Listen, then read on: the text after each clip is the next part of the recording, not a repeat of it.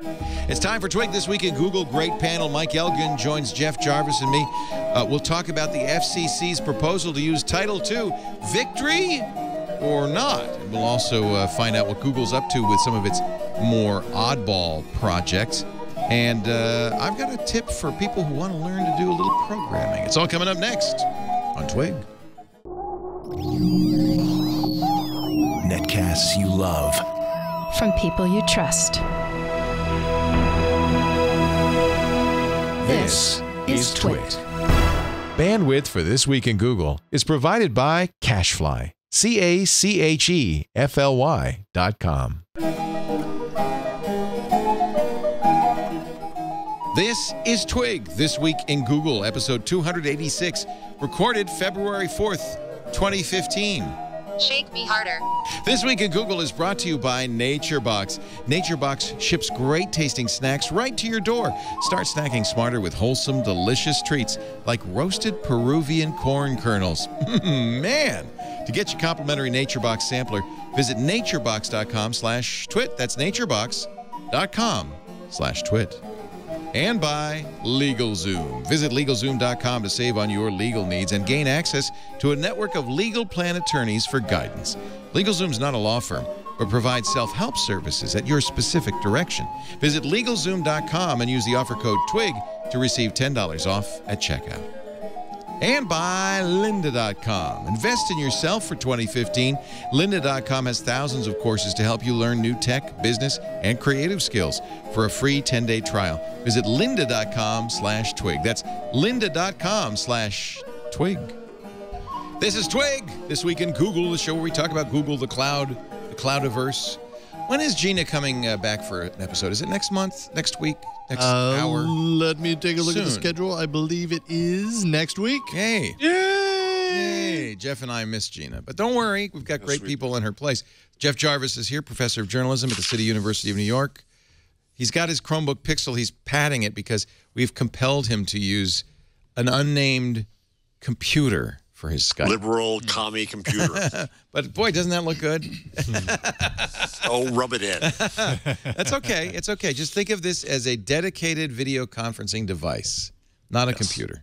And you never have to use this. Look, our TriCaster runs on a Windows machine. Yeah. But you'd never know it You'd because never know it's a TriCaster. Exactly. We're running Windows 7. Cooties. Yeah, exactly. Jeff is the Computer author of cooties. Public Parts, What Would Google Do? Gutenberg the Geek, and his latest, Geek-Sparing Gifts, Reimagining News in the Modern World. Ain't that exciting? Ain't that the greatest? BuzzMachine.com is his blog. Look who's here. Mike Elgan, our news director from TNT. Mike is the most popular man on Google+, practically. Yep, me and Lady Gaga. We're the You most and Lady Gaga. popular men. Also a writer at Computer World and other magazines. He's an expert in the cloud and in Google. And we should get you on more. I just don't want to overburden you because you have to do TNT every Monday through Friday. This show is like a vacation, a tropical island. It's dessert. It's a joy. Love this show. It is dessert. Yeah. And boy, is it going to be a We got whipped cream filling and cherries meal. on this Yes, one. right. Yeah. Let's start with the FCC. Tom Wheeler in an editorial published on Wired, clearly reaching out to us, Yes. to the geeks.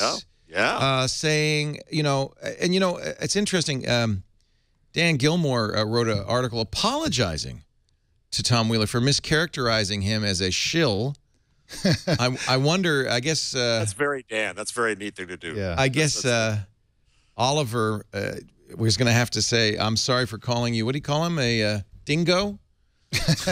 Yeah. John Oliver's going to have, he's off the air right now, he's in hiatus, but when he comes back, he's going to have to say, I'm sorry I called you a dingo. Well, the devil is in the details. Let's see the full language. But so far, so good. Well, now I'm scared. We got what we wanted. Tom Wheeler has agreed to use Title II of the Telecommunications Act of 1934 while tailoring it for the 21st century in order to create a competitive network, in order to prevent fast lane prioritization. And, it's actually interesting. He refers to, and I had forgotten this, a startup that he did in the 80s called Nabu. This is the most fascinating part to me, is that what happened is that he tried to do high speed back in the day, but it required working with cable companies, and cable companies effed him, and it came home to roost. And AOL beat him. He said, we were delivering 1.5 megabits per second back in the 80s. That was amazing. Steve Case was dial-up. And Wheeler says, Case told me at the time, we used to worry a lot about Nabu. But Nabu went broke while AOL became obviously very successful.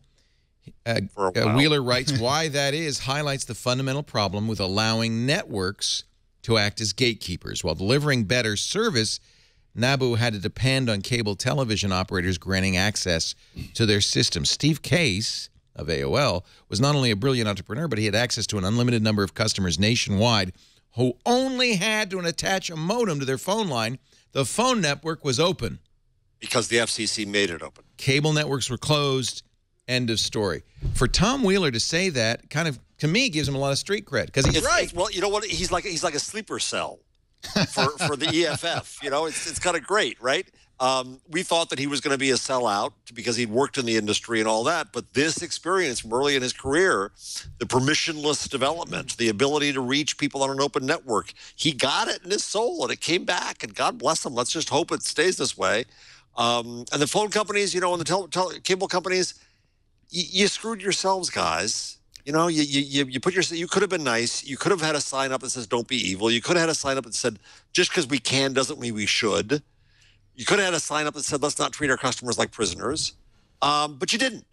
And so it's all come home to roost on the big old companies, and they're all going to sue the FCC. AT&T has already said it is. Oh yeah. They say if they do this, we're suing. We're in. Here's an interesting thing. He's actually gone farther than some people, including Google, wanted him to go.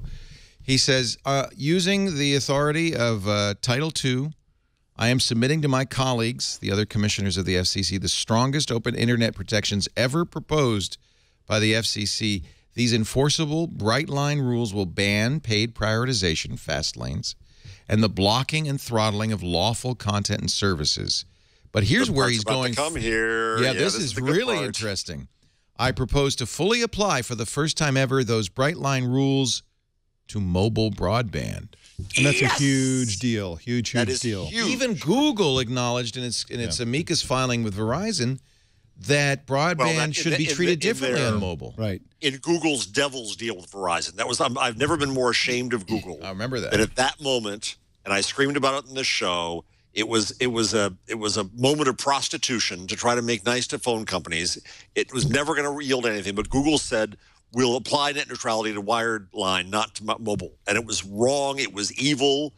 And God bless, Tom Wheeler is less evil than Google right now. Two things to look out for. One of them is coming up to your punchline of them embracing mobile was the fact that it says that, you know, any sort of legal we have legal to allow content. Yeah, so that is determined by lawmakers. Yeah. And the lawmakers are going to be the fly in the ointment here. It's Congress, and a minority of Republicans in Congress are going to want to attack and destroy this. And, of course, the lobbyists, Wheeler's former colleagues, are going to be attacking Congress in all this.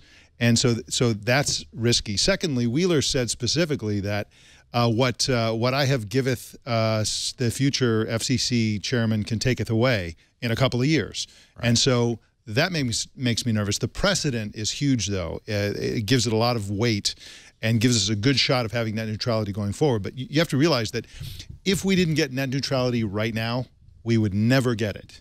Yep. And most countries are leaning toward no net neutrality because, once again, as is, you know, the case in the United States and everywhere, the companies, there's so much money to be made in screwing the consumer and providing. Well, Europe, to its regulatory credit, is going for net neutrality all around.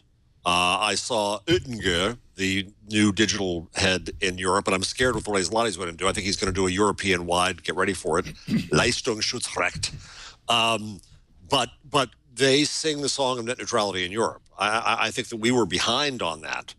and this might put us back to where we ought to be. I got the feeling that they started to go strong with net neutrality early in last year, in spring of last year, and then by the end of the year, they were saying, you know, on second thought, maybe we ought to just kind of tinker with it a little bit. And well, that's the risk. Always, yeah, yes. and so that's problematic. But I mean, it remains to be seen. I think the biggest thing is that people can't relax now. Everybody who wrote letters, right to your member of Congress. Exactly, yeah. because now is when we win it or lose it. Now, he did do, first when I read the headline, I went, gulp, because we got what we wanted, but now I'm nervous about what the other side has said all along, which is you don't want the federal government, especially the FCC, regulating the internet, because there's all sorts of stuff in Title II this gives them power to do. He was very clear that he intends to honor President Obama's notion of forbearance, not enforcing everything. He says he wants to create incentive for broadband operators to invest. So he's going to modernize Title II. For instance, no rate regulation. This was something everybody was a little worried about. That's critical for them. No tariffs. No last mile unbundling. What's that? Well, that's in Britain. I think this is what it means. Tell me if I'm wrong, chat room. But in Britain, BT puts the fiber or puts the cable into your house, but it's like your power line. Others why wouldn't we want last mile unbundling? I think we would, but I think that's a big sop to the cable companies. And he's saying if you spent the money, the capital investment to get the last mile, you're going to continue to own that last mile. And that is true. And the FCC decided this the last time this came up, more than a decade ago. They gave a monopoly to the cable companies in every region, saying, look, you're going to invest a lot of money in infrastructure. You need to be able to monetize. That was what they saw as necessary to incent investment. He said, over the last 21 years, the wireless industry has invested almost $300 billion under similar rules, proving that modernized Title II regulation can encourage investment and competition. I have to say, last mile unbundling has happened on phone companies. AT&T and others have to unbundle, right? Mm-hmm. Yes. So I'm not convinced that that's... What do you mean? What do you mean? MVNOs? No. Well, not in mobile, but in landline, in DSL, it's unbundled. The last mile has been put in by AT&T or Verizon, but you can get it from SonicNet or DSL Extreme or some other provider. Right, which is not the case here. And I would like to see that on cable. Yep.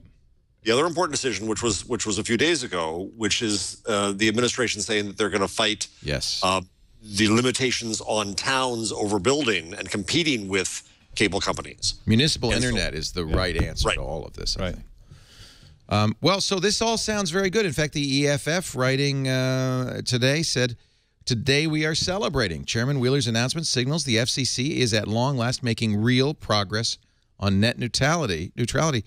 But they do agree the battle is not over. We need to ensure the FCC rules will actually do what is needed to protect the open internet and no more. And I think that, Mike, you're absolutely right. Now it's time to write your Congress critter and say, you know, good. Now let's promote competition. Let's promote investment. I don't think unbundling the last mile is a bad idea. Here's the thing. I think that this is going to be made, if it hasn't already been made, into a left-right issue with people on the right being told that this is a government regulation thing. Right. And there's a government regulation thing to a certain extent. And so those reflexes are being exercised. And this is not the issue to exercise those reflexes, in my opinion, because the alternative to so-called government regulation, where there's a level playing field essentially, and where there, you know, that all traffic has to be treated equally, is that Comcast is in charge of determining these things, and Comcast has demonstrated that it just will screw customers over for a buck at every chance it gets. And I agree, Mike. That's what I was saying before too. I think that the telecommunications industry could have avoided this. Yeah. They could have shown that they weren't evil. I mean, there really is an attitude is if we can, we will. We'll charge you for every little thing. We're going to screw you over. We're going to treat you like prisoners. It's a prisoner business model, like an airline prisoner business model. And they brought it upon themselves. No one trusts them. No one trusts them. They have to buy their friends in Congress. And that's what'll come, you know, to bear now. And we'll see what the power of that lobbying is. But Wheeler clearly heard the country speak and heard Silicon Valley speak and then listened. AT&T warned that Title II is far from bulletproof.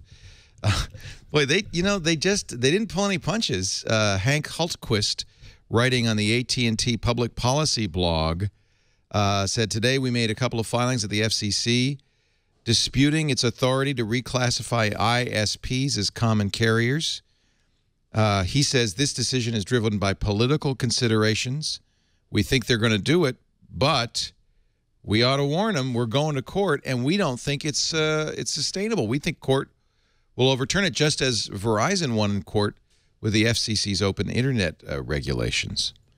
I have to point out, though, that court told Verizon, or told the FCC, if you were to pursue Title II, right, we might be able to support you on this. That's why they went against. Yeah. That's why they went against them, because Title II was not the law of the land. Yeah. They're quoting Justice Scalia's dissenting opinion in a Supreme Court decision. Brand X. Of course, a dissent has no weight in law at all, but they, I think, hold out hope that maybe Justice Scalia will support them if it goes to the Supreme Court.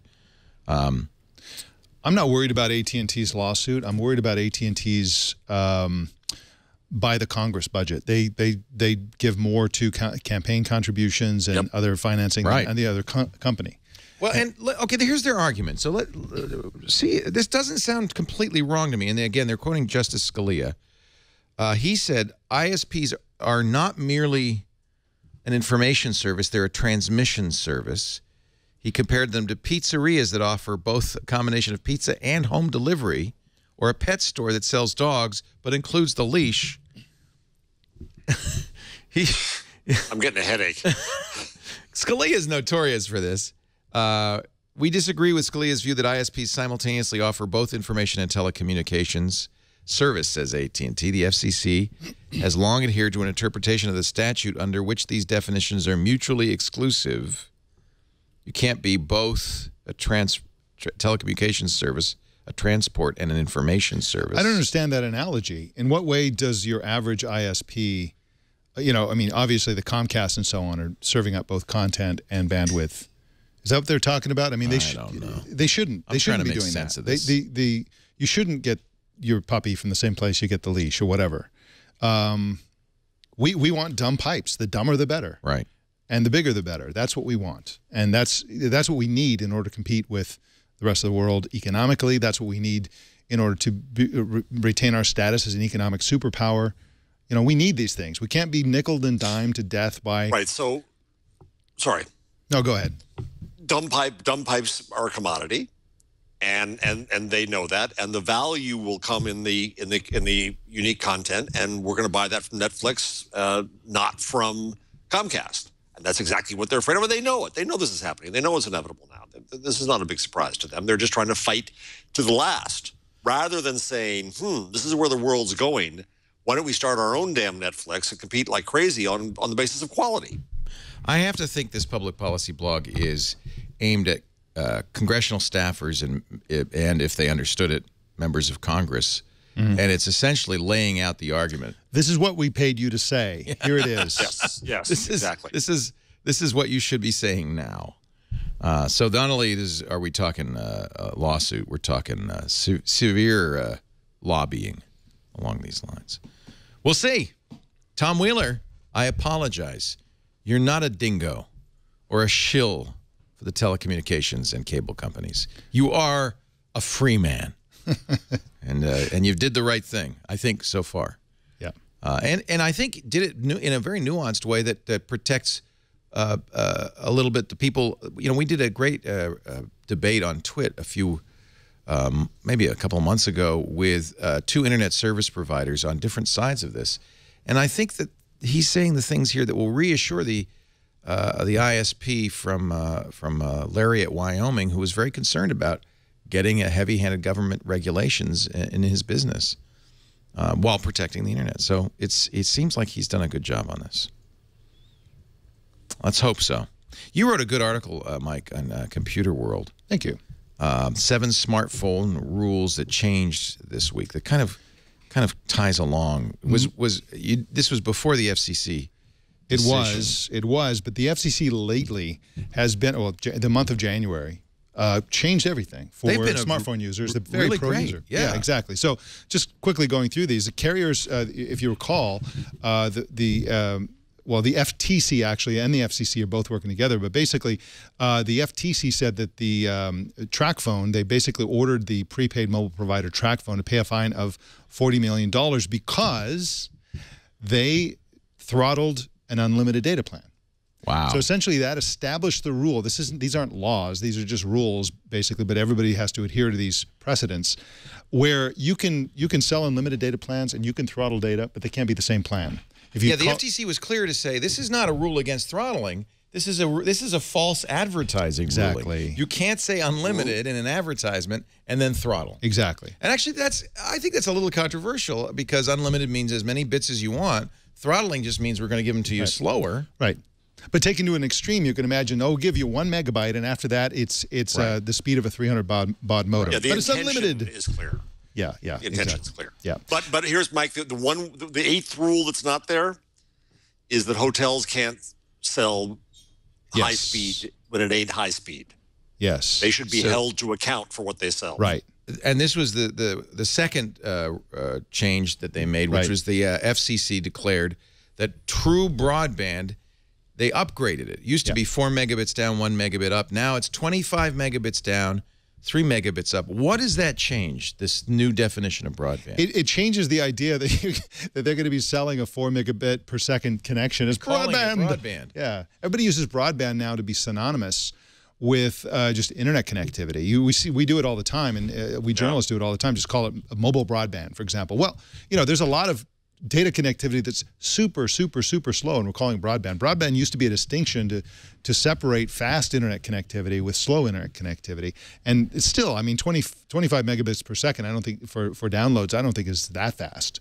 It's a pretty low hurdle. Well, the standards have changed over the years. Well, I would have been thrilled with a megabit and a half 15 years ago. One of the co-anchors on Tech News Today is Elise Hu. She's moving to Seoul, Korea, and she's going to become the Seoul bureau chief for NPR, and she was saying that they essentially define broadband as 100 megabits per second, right? And everybody's got it. I mean, but isn't it the government providing it?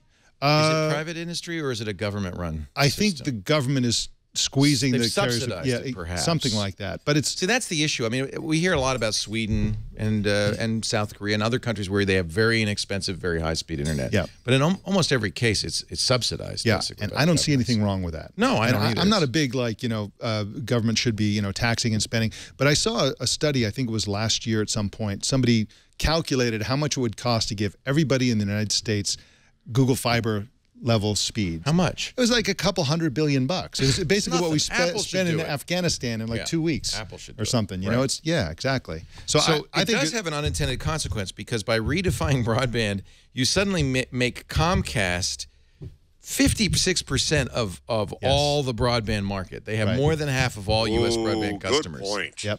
And that's actually Ars Technica made that point, but a great point. And I don't know if that was an intended consequence or not, but now Congress has to grapple, or not the Congress, I guess. Is it the FTC who has to rule on the Comcast-Time Warner merger? It's an antitrust. Whoever's regulating that has to really now say, oh, well, you really do have the lion's share. Well, I think what's happening here is, in general, I think we're finally getting the president we were waiting for. Yeah. And I think this is the WTF period of Obama's administration. What the hell? I'm going out. I might as well do something good. Right. And I think that's what's happened with these regulations. It's the FTL, Find the Legacy segment of the administration. It happens every presidency in the last remaining years, couple of years of the presidency. But it's especially stark with President Obama because he did so little in the first 6 years. And yet said he was going to do so much. Exactly. You know what? Okay, I don't want to get political here. Yeah. Just a little bit.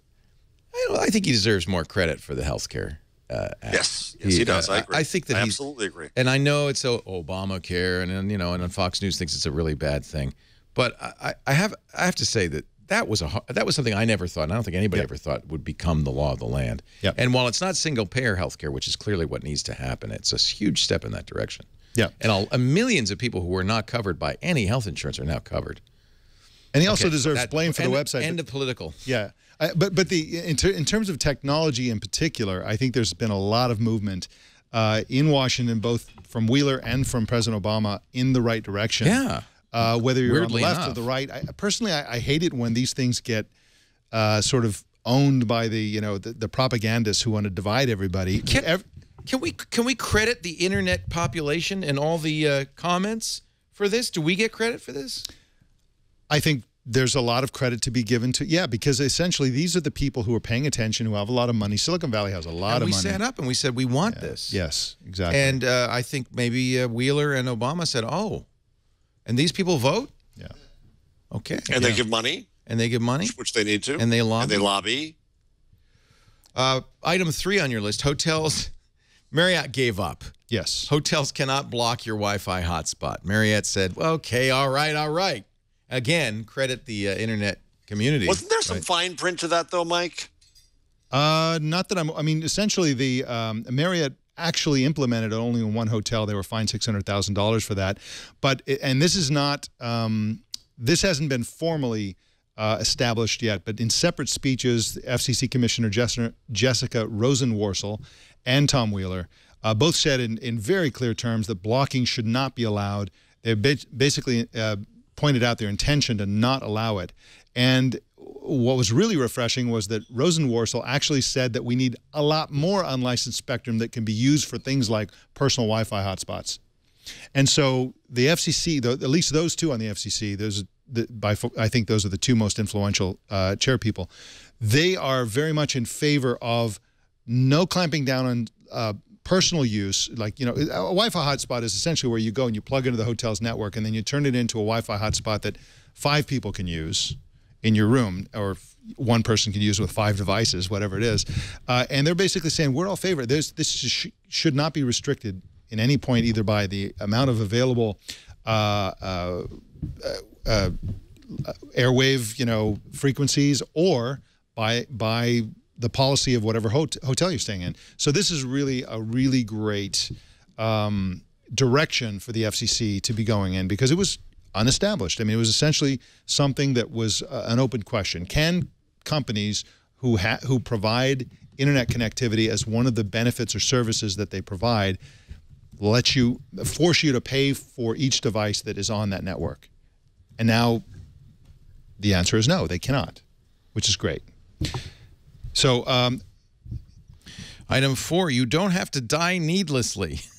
Thank you, FCC. Yes. Oh, wait a minute, because emergency personnel can't locate you indoors. I didn't even know about this. Yeah. No, I didn't either. The FCC approved new rules that require carriers to, within 2 years, start using technology. So they're essentially giving benchmarks for the carriers. Within 2 years, they have to be able to provide the location of a 911 caller within 50 meters in at least 40% of cases. Okay, that means it's all going to be mushed together, and they're going to have averages. And if and that requires lots of indoor location technology. And so they have to allow this in order to make sure that people can find, emergency workers can find people who need help. Which also means, tell me if I'm wrong, that's where the Wi-Fi address sniffing stuff comes in handy, right? I'm sure it does, and I'm sure that all the technologies I wonder for how they're indoor going to do location. that, actually. Yeah, all that has not been hammered out. There's obviously a million ways to do indoor location, but they're basically throwing it at the carriers and saying you have 2 years to really make indoor location work for emergency personnel. Within 50 meters. Yeah. In 40% of the cases. Yep. You still have a 60% chance of dying needlessly. But, hey, that's better than nothing. No bad airplane Wi-Fi. We talked about this with Nick Bilton. Nick was on Twitter on Sunday. You can give Nick a lot of credit for SkyMall going bankrupt. Because he, by rattling the cage and using his bully pulpit at the New York Times, managed to convince the FAA to allow airlines to, leave your device on during takeoff and landings. And that's why SkyMall went bankrupt, they said, because nobody read the catalog anymore because they could just continue to stare at their iPad, their iPhone, their Kindle. Yep. So Nick takes credit for putting SkyMall out of business. Now Nick's got a new campaign, slow, overpriced Wi-Fi on airplanes. And he said, I know. I've heard the Louis C.K. bit. We should all be insanely grateful. We're flying 7 miles high through the air at 600 miles an hour. And, gee, the Wi-Fi sucks. Yeah. But There is a technology. That's right. The FCC recently approved a new service from GoGo called 2Ku or 2KU, and that's going to be installed on 1,000 aircraft. Now, most airplane Wi-Fi, you're beaming it down to the Earth, to towers. This beams it up to satellites. And it's much faster, up to 70 megabits per second, which is almost certainly faster than our homes. It's really fast Wi-Fi. JetBlue is rolling this out right now, right? Yes. And GoGo says that it'll be available to airlines in the second half of this year broadly. And so this is going to be there are going to be lots of airplanes in the sky where you log in and it's going to be way faster than your house. You can watch us live. I saw a video from, I think, United that showed the retrofit for a plane to put in Wi-Fi. I can't believe how hard it was, the amount they had to tear out to put the Wi-Fi in. Yeah. I understand why they charge. I said this to Nick. I said, I understand why they charge so much. The fuel surcharge alone, I mean, the hundreds of pounds of new equipment they have to put in, it must cost them some money to offer this Wi-Fi. Yeah. But they can use it themselves as well. I wish I could just use miles for it. I would buy it more freely with miles. You know, I noticed that hotels are increasingly offering free Wi-Fi. I wonder if that'll happen on planes too. If you were the first, if JetBlue said, look, free internet on all our flights, and it's this new 2KU. Yeah. I think that I would absolutely be more likely to buy a ticket on JetBlue. Plus, look at the money you save on providing content. You don't have to show movies and all that kind of stuff. Of course, that's their marketing. Well, that's already happening on United, Mike. Yeah. Yes. Now on United, and I am global services on United. I am the highest level. Wow. I'm that a-hole who gets on the plane first. Yes. Yes. All of you be damned. Do you have to sit in a stroller to do it, or are you allowed to walk? I've seen your type. I know. Excuse me. Are you global services? Oh, excuse me. I am. You go before babies. He gets on before babies. I get on before the pilot. It's my plane for 2 minutes.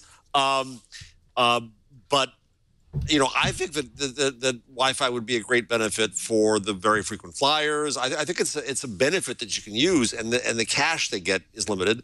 And you're right, Mike. You now can download the United app, and then when you get on the plane, if it's equipped with Wi-Fi, that's how you can watch movies. Yeah, I actually enjoy not getting online on an airplane. I just put on my headphones, listen to music, and relax. It's one of the few places I can get disconnected, so I don't really care. Days are numbered. Yeah, I guess so. But now you can use the Wi-Fi to watch a movie without having to download it to your tablet, because it's provided by the airline. You know, I know it's 70 megabits, but remember, that's 70 megabits shared among all the passengers on the plane. You're the one, you Mr. Global Services, is going to ruin it for all of us. Right. You'll be Skyping, streaming, watching a movie. There'll be no net neutrality for you. Number 6, the entertainment industry can't use emergency alerts in movie promotions anymore. That's right. A movie called Olympus Has Fallen. They had a trailer or a commercial for this movie on Viacom on ESPN, and the FCC fined Viacom and ESPN $1.4 million because this movie trailer used the official emergency alert tone. So with the action heroes and stuff running around on screen, the tone was going, and then they said you can't use the tone, you can't do that. So I'm a bad person. I turn off Amber Alerts on my phone. I don't want to know. I don't care. Too depressing. What are the odds that you're going to see? You know what happened? Can I tell you what happened here when we were like last month when there was flood warnings? Every phone in the place went off with a flood warning. Yeah. Like what? I mean, everybody jump and run because the flood's coming? Yeah. No. I turn it off. You can't turn off presidential alerts. But I figure if I'm getting a presidential alert, the end of the world is imminent, right? The flood warning happened. We were doing TNT live, and it was, it's like we're pretty dry here. We're kind of on a hill. Yeah, we're going to be fine. I mean, I understand the need. Tornadoes coming. Run for the cellar. But I just turn it off. I'm the bad man who's not going to help find your lost child. I'm sorry. You have to dig to find that emergency. I think is it cell broadcasts? I actually think the fact that Facebook is putting Amber Alerts selectively on people's news feeds, I think that's the right place to do it. You're focused on the content, what's happening in my area. What am I going to get in the car and look for a beat-up Dodge minibus? I'm not going to So show extreme threats. I have that still. But you know what? I don't want that either. Severe threats? No. Amber alerts? No. But you can't turn off the presidential alerts. So, but definitely let me know when the cupcakes come out of the oven at the bakery. That I want to know. Donuts are ready. I want a Sharknado alert. Yeah, right. I'm sorry. I'm such a bad man. You don't have to jump through hoops to complain anymore. Item 7. Yeah, they have a new website. They have the kind of website that we need. It won't break down if they get more than 1 million comments. The fact is that the new website is okay, but their old website was horrible. It was like from the 90s, and it just, it was like steam-powered and stuff. It was horrible. Steam-powered. This is much, much better, and you can go and complain and whine about any company that is providing services that the FCC is involved with. There should be a checkbox, though, for a zombie apocalypse. Yes. That I would like to know about ahead of time. Right.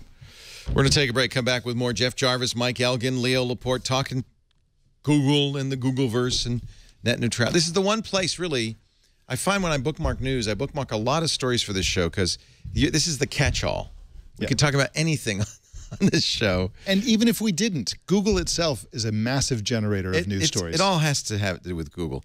Actually, I did want to mention, and I'll probably mention this on Twitter as well, but Monty Ohm, who worked at Rooster Teeth, who was an animator. You've seen his work on Red versus Blue. He was doing a new animated web series called Ruby. Very tragic. 33 years old. He passed away, fell into a coma, had an allergic reaction during a medical procedure and never recovered. So very sad. 33 years old, Monty Ohm. And you may not know the name, but you almost certainly know his work in Red versus Blue. And apparently Rooster Teeth is going to continue Ruby, RWBY, and continue production of that. So I thought I'd make a mention of that. You can't turn these alerts off, sorry. But you know what else you can't turn off? You can't turn off the snacks. The snacks just keep a-coming. Ladies and gentlemen, it's Nature... Oh, new one. NatureBox time. Asiago. Look at that. Asiago and cheddar cheese crisps. What is an Asiago? Asiago cheese is a fabulous hard cheese, a little bit like Romano. It's a sharp. It's delicious. Italian bistro pretzels, garlic and Parmesan cheese flavored pretzel bites, pistachio power clusters. You know what? There's one thing in common. Sweet coffee kettle popcorn, savory Asiago and cheddar and cheese crisps, spicy coffee kettle popcorn. I know. Ooh. But there's one thing all of these have in common. They're nutritionist approved, never any high fructose corn syrup, never any saturated fats, only the good stuff. And it's in resealable bags. If you are going to the candy machine around this time every day, don't. Stop. Stop the insanity. Get NatureBox delivered to your door. Deliciously wholesome snacks with great flavors. And as I said, spicy, savory, sweet. But they also have snacks for various dietary needs. There's gluten-free snacks, vegan snacks. You get to pick. In every case, no artificial flavors, no artificial colors, no artificial sweeteners, no trans fats, no high fructose corn syrup. So in the afternoon when you're hungry, grab a chocolate banana chip or a Kung Bao pretzel or a lemon pucker pistachio. If you go to naturebox.com/twit right now, you can get a complimentary trial box of 5 of their most popular snacks. You'll just pay $2 for the shipping. Delicious. It'll give you a really good idea of what NatureBox has to offer. And then, I think, subscribe. You can even get more than $1 a month. We get like $8 a month now. We get so many, because we've hooked the whole staff on them. Naturebox.com/twit for your free sampler. Get it today. Google earnings. I don't think I buried the lead. I don't think this was such a big, huge deal. I mean, we talked about Apple earnings last week, and that was a huge deal, largest profit in history of any company. But people are saying Google did not have a great quarter. They missed the analyst estimates. Yes. They're doing well. People expect a lot from them. I think that they had a lot of when the Larification of Google when Larry Page took over, there was a big push. They were kind of in the doldrums, and then there was a big push of aggressive cutting of dead wood, and then launching new products and so on. And that seems to have fizzled out a little bit. The problem with Google is that I think that investors are worried about, is that they launch all these different they're in everything. They're curing cancer. They got self-driving cars. They have blimps and balloons and all this kind of stuff. And yet they're completely dependent upon advertising online. And it's such a fickle market. It's such a dangerous place to be. Yes, Mike, but I think YouTube and Play are now up to like, is it $8 billion, $4 billion each a year? You know, it's still, the percentage is shifting. I think the bigger worry is that the price per ad is going down. Price per click, too. I mean, yeah. But not going down as fast as it was, right? It's slowed a little bit. Yes. A little bit. It's down 3% versus Facebook, pardon me for a second here, is up 335%. Yeah. Now, that was low, but the momentum, Facebook has momentum. It has the mo. On mobile, it has it on price per ad. And that's really the issue that I think is worrying. Google's still an incredibly large, growing, profitable company. It's just, I think, a little bit of worry about the mo. And everybody's eating into their business. I mean, they're losing market share in the United States slowly, but they're losing it to Yahoo and Bing and others, believe it or not. Yahoo's growing.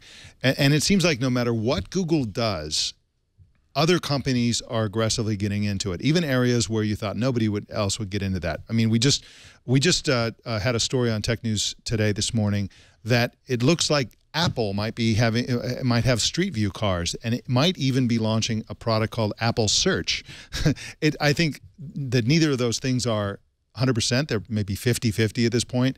But if you go through each of Google's traditional businesses, what they do, whether it's search, whether it's email, whether it's any of the things that they do, there are a lot of powerful companies getting into that business and potentially chewing away at their market share. Not going to replace them as the leader in some of those areas, but just gnawing away and eroding their dominance. And I think that's one of the things that some are worried about. I mean, of course, these are good problems to have. We're talking billions of dollars. But again, I think that the investors are right to be nervous about the heavy reliance on advertising. It's still 80-something% plus percentage of their revenues from advertising, and it's like that can just dry up and change overnight. I think one of the biggest success stories and biggest areas of potential is YouTube, of course, because everybody's trying to get into, this is what Facebook is trying to do with all the video, what Twitter and others are trying to do with video. They're all trying to compete with the attention-grabbing power of YouTube, right? Because it's just so many hours spent with eyeballs on that. And, they're going to continue to be a super successful company, and they could be on the brink of diversifying their sources of revenue and profit. But so far, I don't think they're diversifying it fast enough. Well, by the way, I don't think that's a Street View car. I think it's a self-driving car. You really think Apple would be in the self-driving car? I don't know why they would, business? but I just feel like it is. Look at the stop. Yeah, it does. You're right. The way it stops, I mean, you can't tell.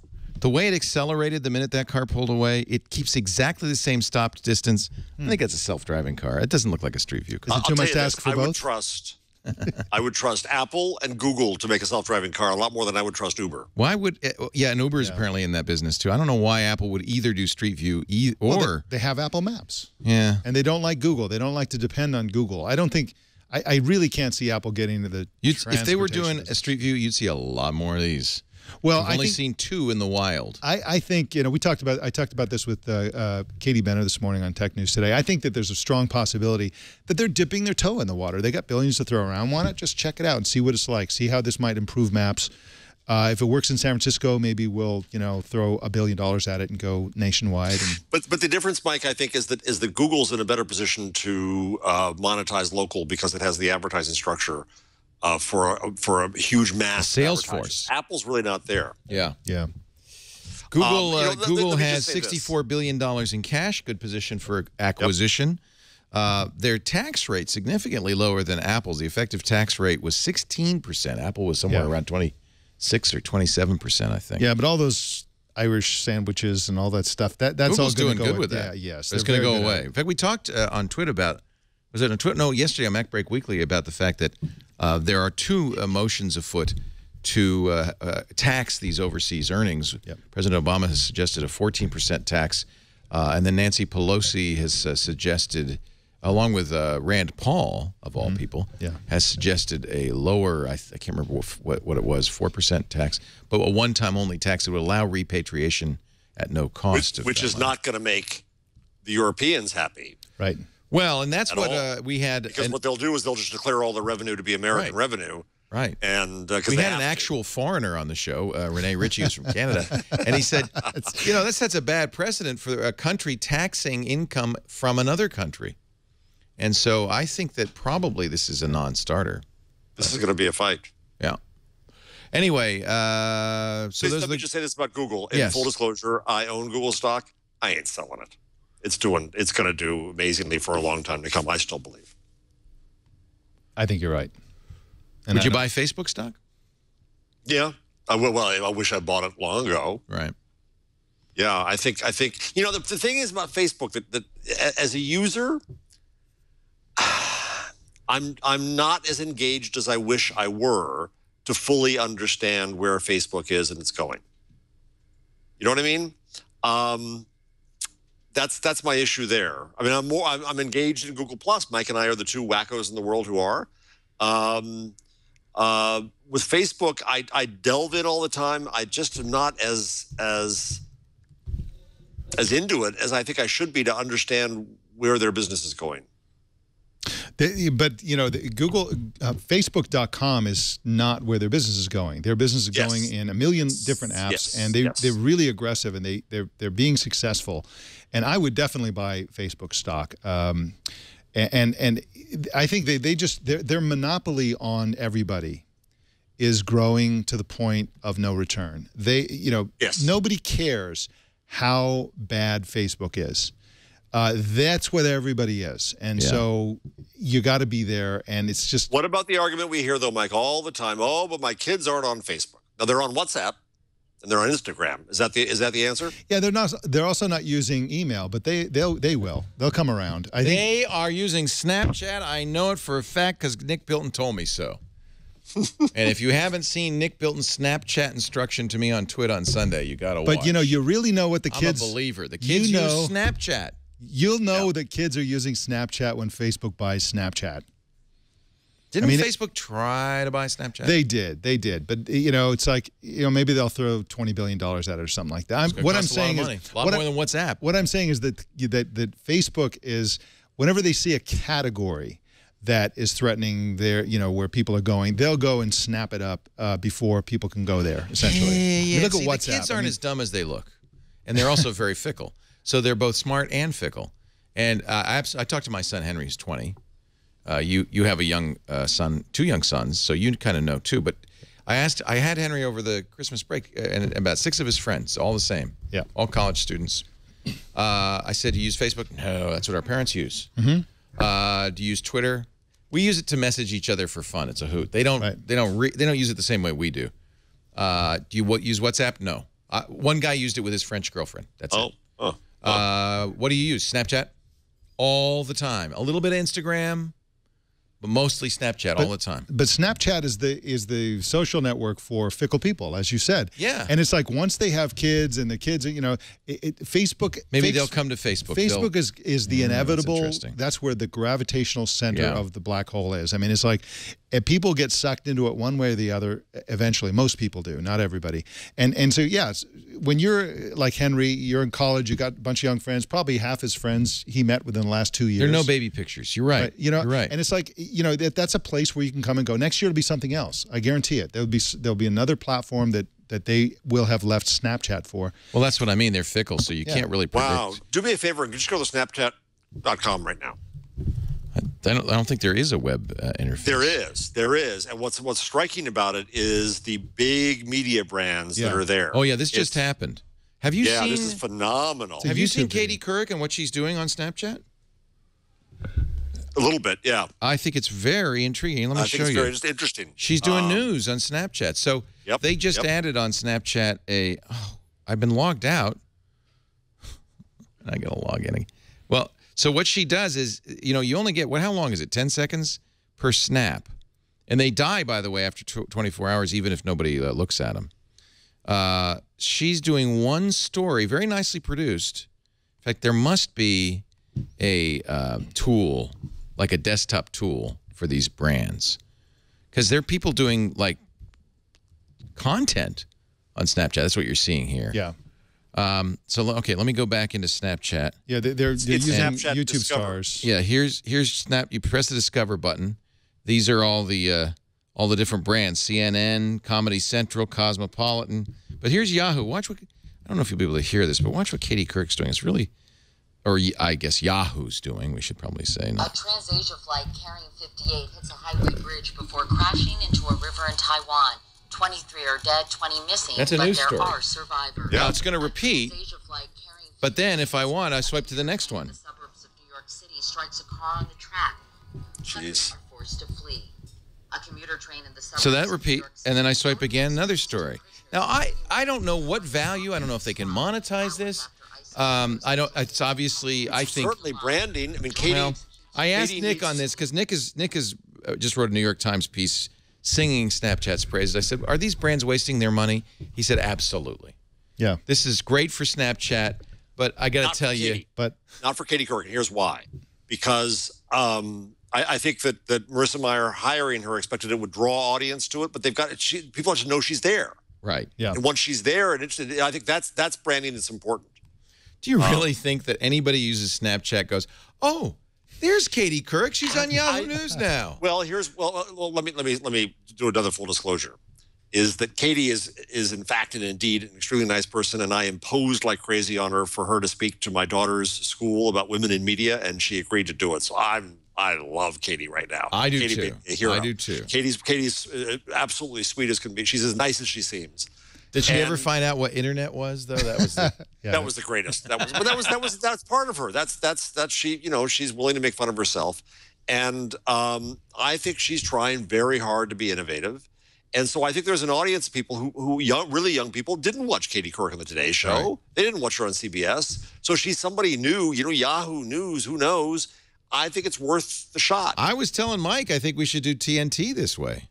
Yeah, exactly. We should take the top 5 stories on TNT and make little Yeah. Snapchats out of them. Yeah, it'll take us 5 What would it minutes. cost So that part of it is interesting. The big brand, the big names, all that kind of stuff, ESPN people, Vice and so on, that's the part that's going to fail, I think, on Snapchat.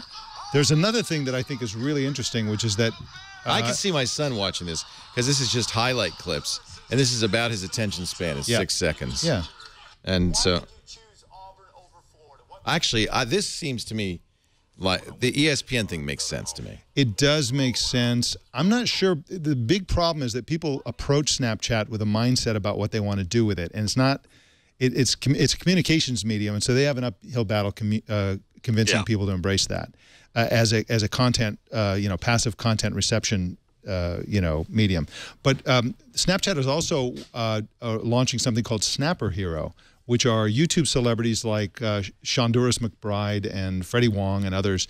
And what's interesting about that is that these episodes will run for about 2 minutes. Yeah. And what they're doing is they're trying to, when you see these YouTube celebrities, they're almost like one of your friends sending you a goofy video. Right. And so they're trying to train users to Right. use video Right. a lot more, because video is the most powerful medium. It's the most eye-grabbing medium, eyeball-catching and attention-grabbing medium there is. And so everybody's trying to get people to use video, and they're using these YouTube stars to get people to sort of train them into this behavior of sharing videos. Wow, this is just Which is different wild. from Katie Couric. People are not going to launch news programs when they see Katie Right. Couric. Right. What was Nick's argument about the wonder of Snapchat and why Snapchat's? I'll watch it. I haven't. He's seen using Snapchat Stories, which I find interesting, which is really a kind of the individual's way of doing this, which is doing short little stories that are all linked together. So if I could actually do one if I could figure. The other thing that's weird about Snapchat is the user interface is bizarre. I don't know how to get out of anything. All right, here we go. So I can record something. We'll do something real quickly here. Flip the camera around. It's another Snapchat story from Twit. And then I can add text or whatever. And then you add it to this. And now it's part of a story which anybody can watch. You can have lots of pieces in your story. Just very much like the Katie Couric thing or the ESPN thing.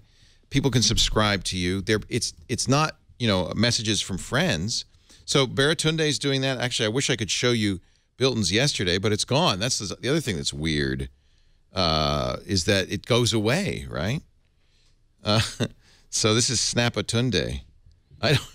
He's using a lot of text. I don't know. There's something interesting about this.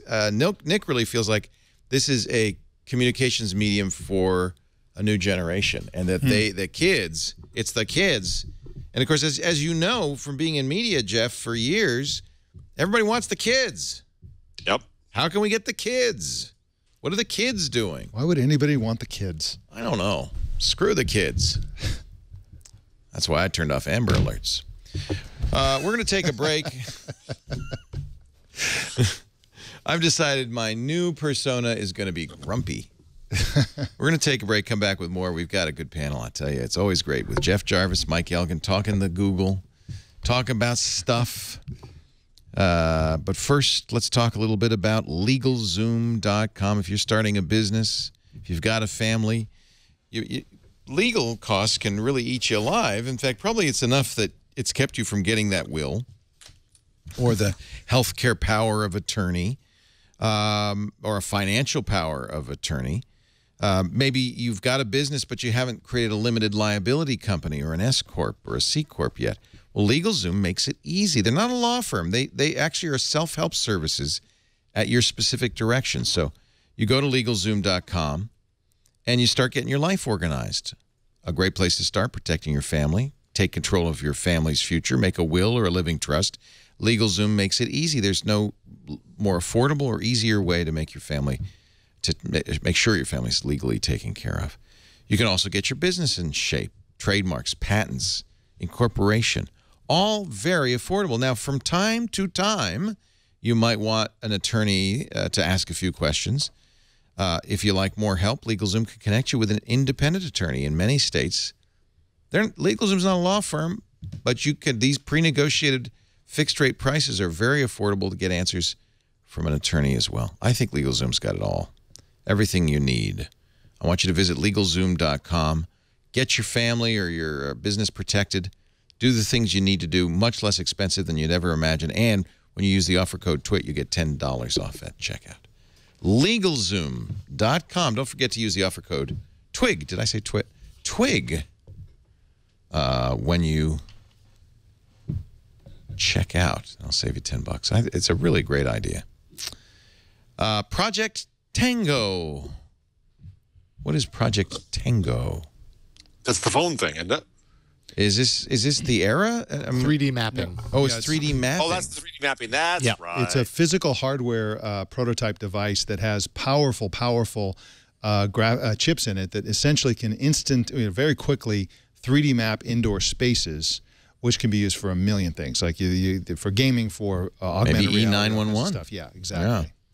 So they're spinning it out. Means it's still part of Google, but it's just no longer going to be in the advanced technology group. It's going to be kind of a little bit more real, I guess. Yeah, right? when this happened to Google Glass, everybody said Google Glass was dead. When they said it's a real product now, everybody said, "See, it's dead."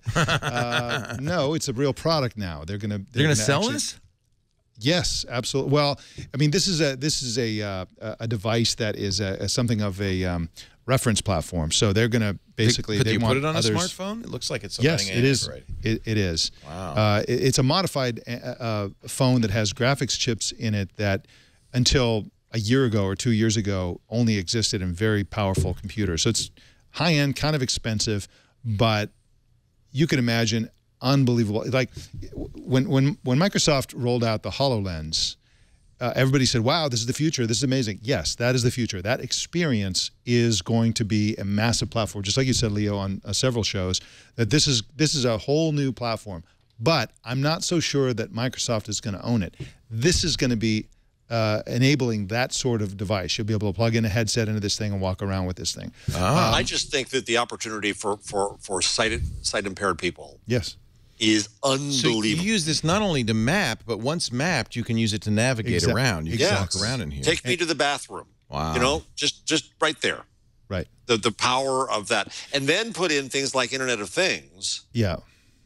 So it would give you, it would say, okay, walk 3 steps and turn left, that kind of thing? No. Or I can imagine it'd be haptic. It will not only know where the hall is, where the door is, it'll know that there's a toy truck right in front of you. Right. Don't step on that. Wow. Walk around the dog is walking right. I mean, it's real time. So it's seeing as well as something that's already recorded. Wow. Oh, yeah, and it's constantly mapping and recording and seeing all at the same time. It's not instant, but it's relatively high fidelity. Yeah. And it's in a mobile phone. So do you think this will be involved with the Leap Motion technologies that Google also has invested in, or is that a separate kind of thing? I'm pretty sure that that's a separate kind of thing. This is all the stuff the investors said, get out of this stuff. Stick to your knitting. Yeah, right? they were wrong about that. You're spending money on this. What are you, nuts? I actually think that I have a feeling that the Leap Motion is probably a little bit ahead of Microsoft's HoloLens.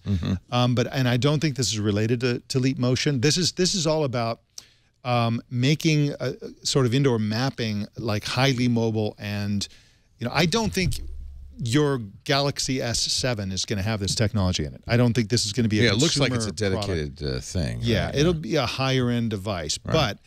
But maybe it will be in something like a Galaxy S7. They've got to find ways to put stuff. That's a good point. To distinguish the next generation of phones. We've already kind of hit the wall on what new stuff you can do. Yeah. So there's still Project Era. But Project Tango exits the advanced technology and projects group to become perhaps a real product. What's interesting too is now imagine Street View brought inside, fully mapping the inside world, right? And a mall that then you start to map to merchandise. As long as we're talking blue sky, this is another project out of Google's X projects. Google is making human skin. Yes. So that they can cure cancer. They have a cancer. They're working on a type of cancer. Detect cancer. Yes, I'm sorry. Which wait a minute. So they've been making synthetic human skin to create a wristband. Yes. That can detect cancer or heart attacks or other diseases. Right. This is a little creepy. This video from The Atlantic shows 2 disembodied arms. It's the beginning of Google making human beings. That's what it's about. Come on, let's be honest now. Wow. They use nanoparticles. Wait a minute. They use wait a minute. Wait a minute. These synthetic skin strips are using nanoparticles to search in my body for disease? No. The skin strips. That's what it says here. The skin strips are being used to test this technology that uses nanoparticles to detect cancer. Oh, they don't have the nanoparticles yet. Right. But they want to be ready with the skin strips. So the condensed version is that they're working on technology that will enable a bracelet to detect cancer using magnetic nanoparticles. But you would swallow the pill containing the nanoparticles. Right. So the arm and the skin they have the same light sort of absorbing properties as human skin, and other qualities of human skin, so they can test it without doing something weird to some real human's wrist.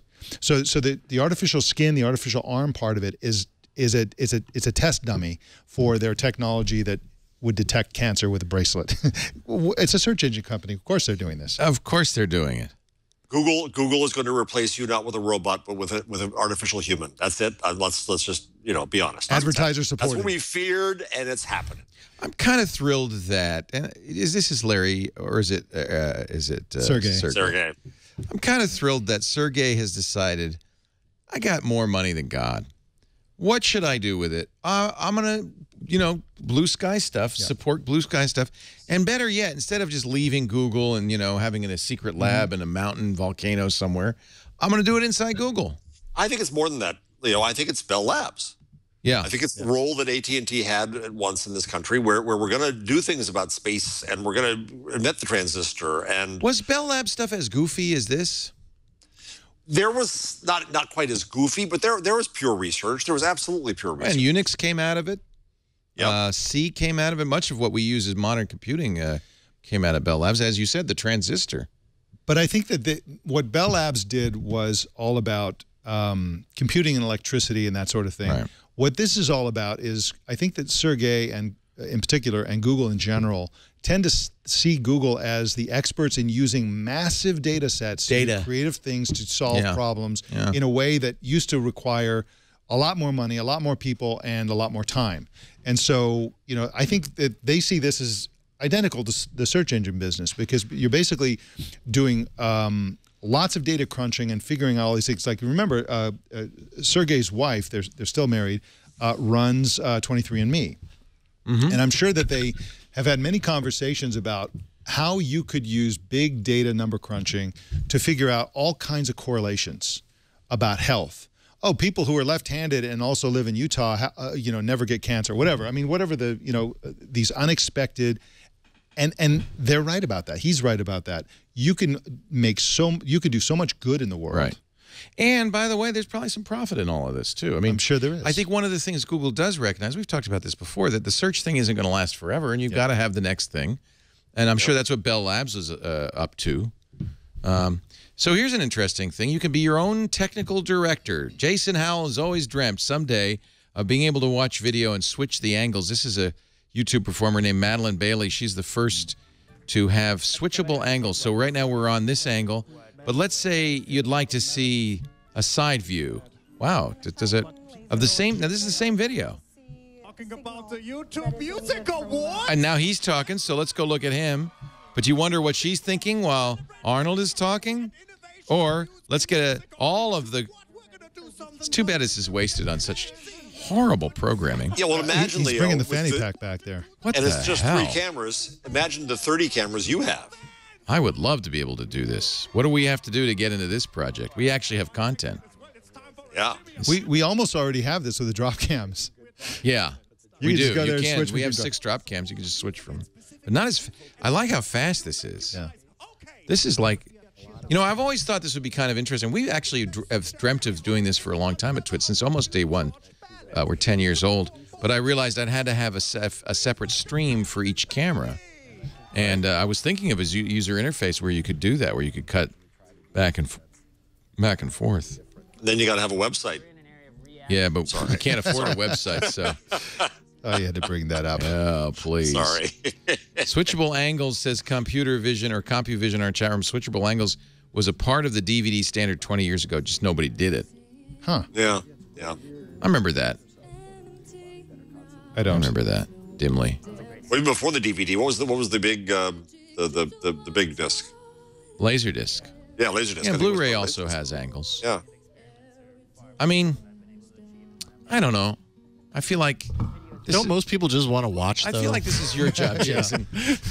Whatever happened to the lean back I experience? Yeah, it's my job. Yeah. I do it as a job. When I'm at home about to put on a concert, I suppose it's neat to be able to do something like this, but am I really going to sit on my couch or at my computer and watch an hour-long video and switch camera? Like, You don't want to replace your remote control with a TriCaster, Jason?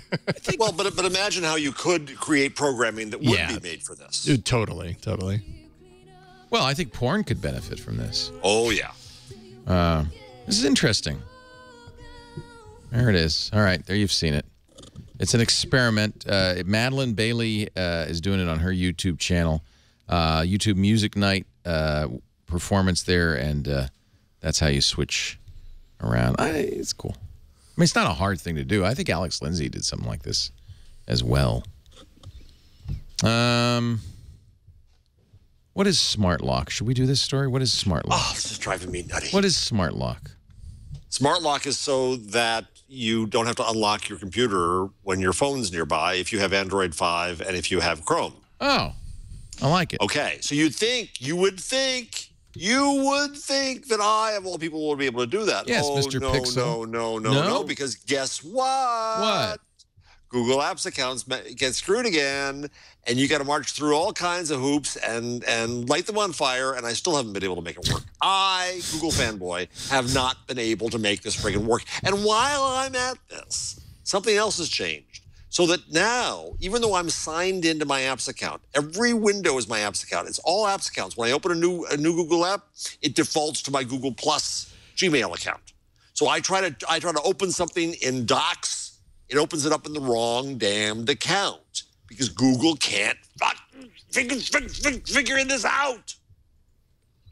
Yeah, Sorry. but that's, in other words, this is actually a really cool feature that that gets screwed up when you have multiple accounts because, as you said, Google can't figure that out. It gets incredibly screwed up, and I still have not been able to get this going. And because there's complicated, you have to go into the apps admin account.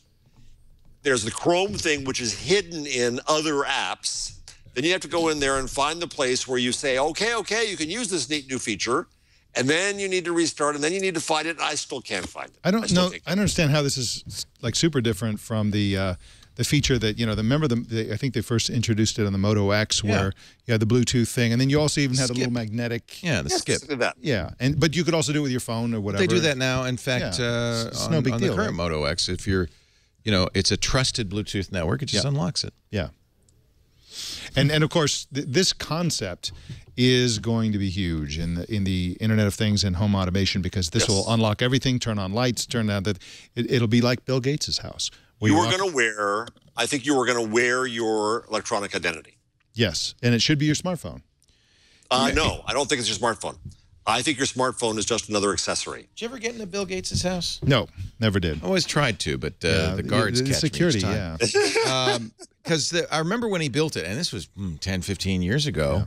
The idea was you would walk into a room. He would already know what paintings you liked, what pictures you liked. You'd be issued a pin of some kind, as a device that you clip on. Would sense you. Yeah.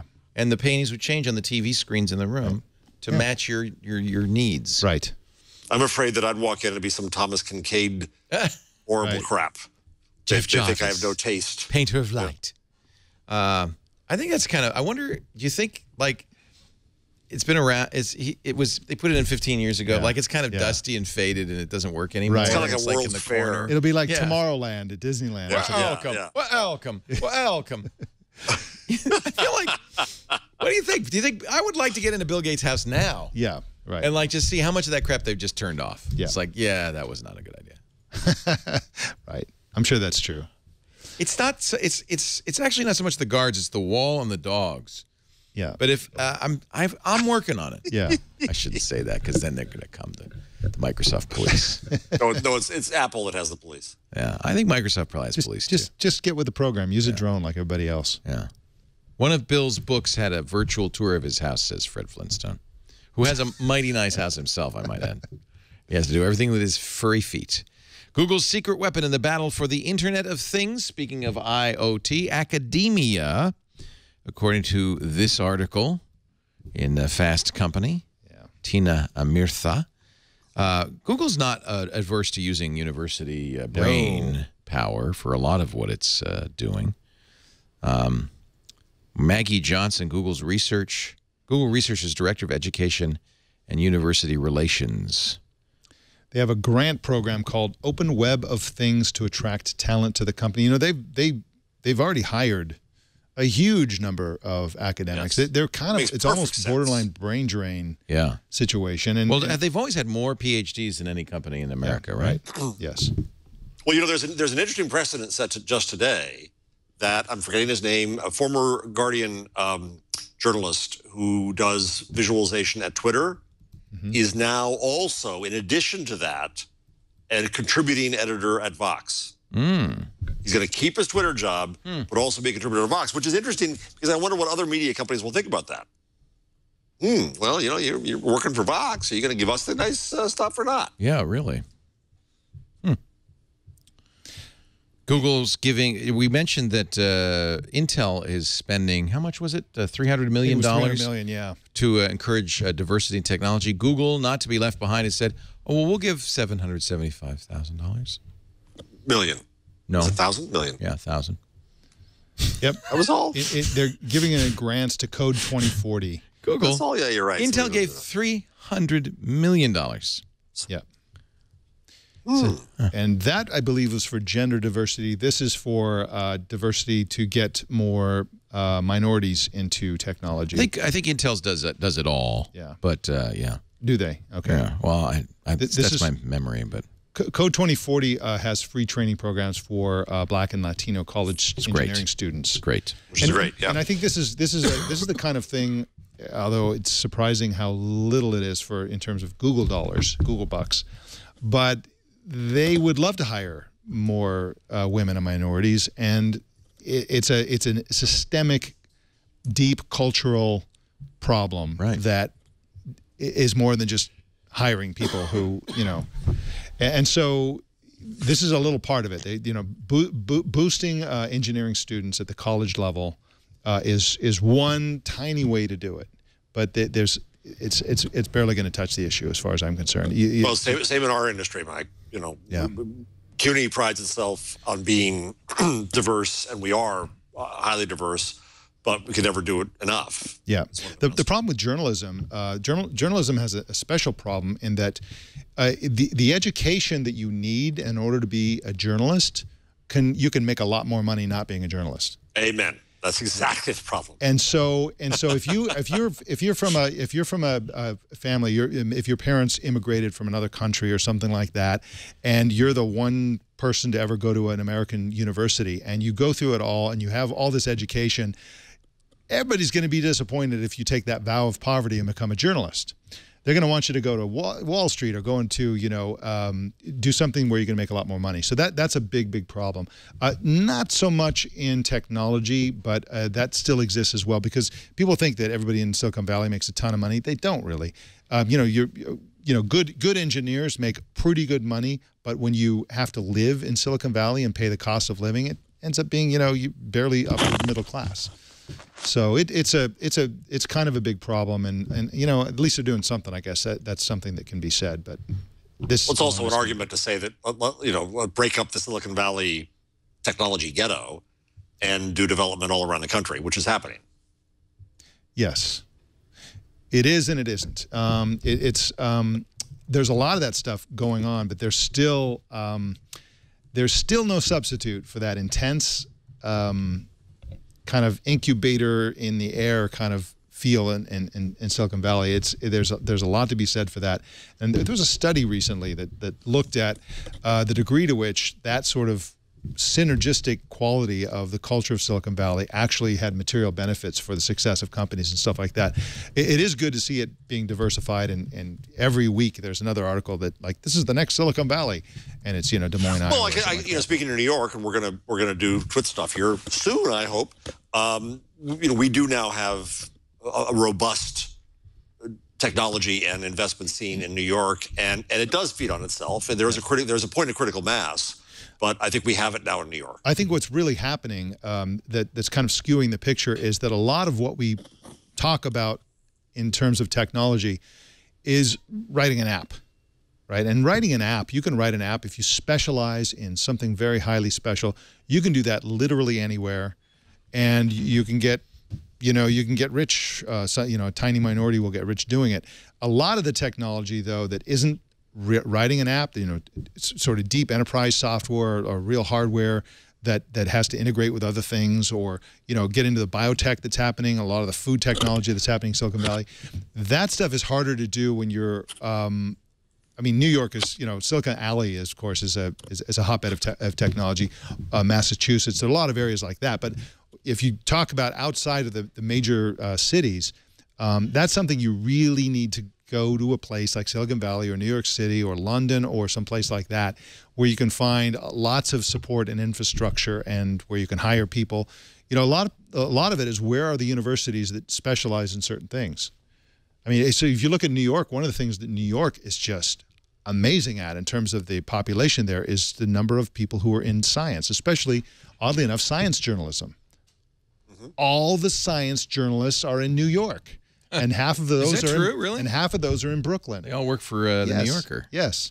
And it's like, and they're very hard to find in Silicon Valley. That's interesting. It really is really kind of odd. But again, where are the universities? You know, you're gonna find clusters of certain types of people are in Massachusetts near Harvard, et cetera, and MIT and so on. Right. And so you know, and let's face it. I mean, Silicon Valley exists because of Stanford. Right. So yeah. What did you think of this editorial from the New York Times yesterday against the right to be forgotten? I think it's exactly what we've all been saying for several months, and it's nice to see them sort of saying it now, finally. But But yeah, that's the basic argument. Once there's a precedent set where governments can say you can't say this on the search engines, everybody's going to want a piece of that. So China and Turkey and Iran and everybody's going to want to say, well, here's our version of the right to be forgotten. We want people to forget the Armenian genocide. Times editorial board wrote, this position is deeply troubling because it could lead to censorship by public officials who want to whitewash the past. It also sets a terrible example for officials in other countries who might want to demand that internet companies remove links they don't like. There's no doubt the internet has made it harder for governments to enforce certain rules and laws because information is not easily contained within borders, but that does not justify restricting the information available to citizens of other countries. It's a free speech issue. But, you know, back from Davos, the Media Council, of which I'm a member, had a important discussion about freedom of speech, starting with peril to journalists, but also this is right after Charlie Hebdo. It's sobering when you get into a truly international audience how few people around the world hold to the free speech absolutist view that we Americans have. And I think that's part of where the right to be forgotten comes from, even in a very progressive land of Europe. This idea that there's a balancing of speech, and I don't buy that myself. I think it's very important to say there's a right to remember. It's very important to say you can't control knowledge, you can't rewrite history. I think the Times is a little overdoing it, but I'm really glad they wrote the editorial. Now, at the same time, Google had a frankly handpicked group of people studying this, and without any particular surprise, they said that right to be forgotten should stick to Europe and should not be worldwide. Yeah. At the same time that the EU is going to try to impose their will on the whole world. And I say to them, the hell with you. You're not going to affect my speech here. No. I have a theory about that, Jeff. You talked about the idea that Americans tend to be more passionate or more absolutist about free speech than elsewhere, including Europe. And my theory is that that's not entirely the case. I think what's different is that I think Americans take the internet more seriously as a bona fide source of content and information than other places. I get the feeling that in Europe they would never, ever try to impose the same kinds of restrictions in novels, in academic studies, in other types of content, other media. But the internet, that's just a confection. It's just this like superficial thing that's annoying. That's it's not real. Mike, I think that's exactly right. And I think it's not just the internet. It goes back to when I was a TV critic. I would try to defend television, and people would restrict television in a way that they would never consider doing to books. I mean, I even objected. I even got into a tiff with Ed Markey on a TV show many years ago about the V chip that's in cable boxes by government regulation, and it never came to pass. My worst fears, but the worst fear was that if you're the so-called Parents Television Council, the Howard Stern enemies, you'll just get every show that you don't possibly like with a scarlet letter with a V on it, so that it can be blocked across the market, and technology would be a handmaiden to censorship. So you're right. I think that we hold books to be holy in every other medium, pretty much every other medium. If you consider the kind of censorship that's occurred in movies over the years, and television and the internet, is seen as less, but it's all speech, or as the Clutrain Manifesto would say, it's all conversation. Right, and we see this type of attitude all over the place. For example, there's a video game called Hotline Miami 2, which was banned in Australia because there's a rape scene in it. Ooh. Okay, and so there are a lot of people talking about this. The chattering classes are talking about this and saying, "Oh, well, it's good because but apply that to novels. Should we say that it should be illegal to have depictions of rape in novels? Right. What about books? What about scientific studies about rape? Should those be banned? I mean, what is it about video games? And this, by the way, this video game is a satire or a criticism of violent video games like Grand Theft Auto.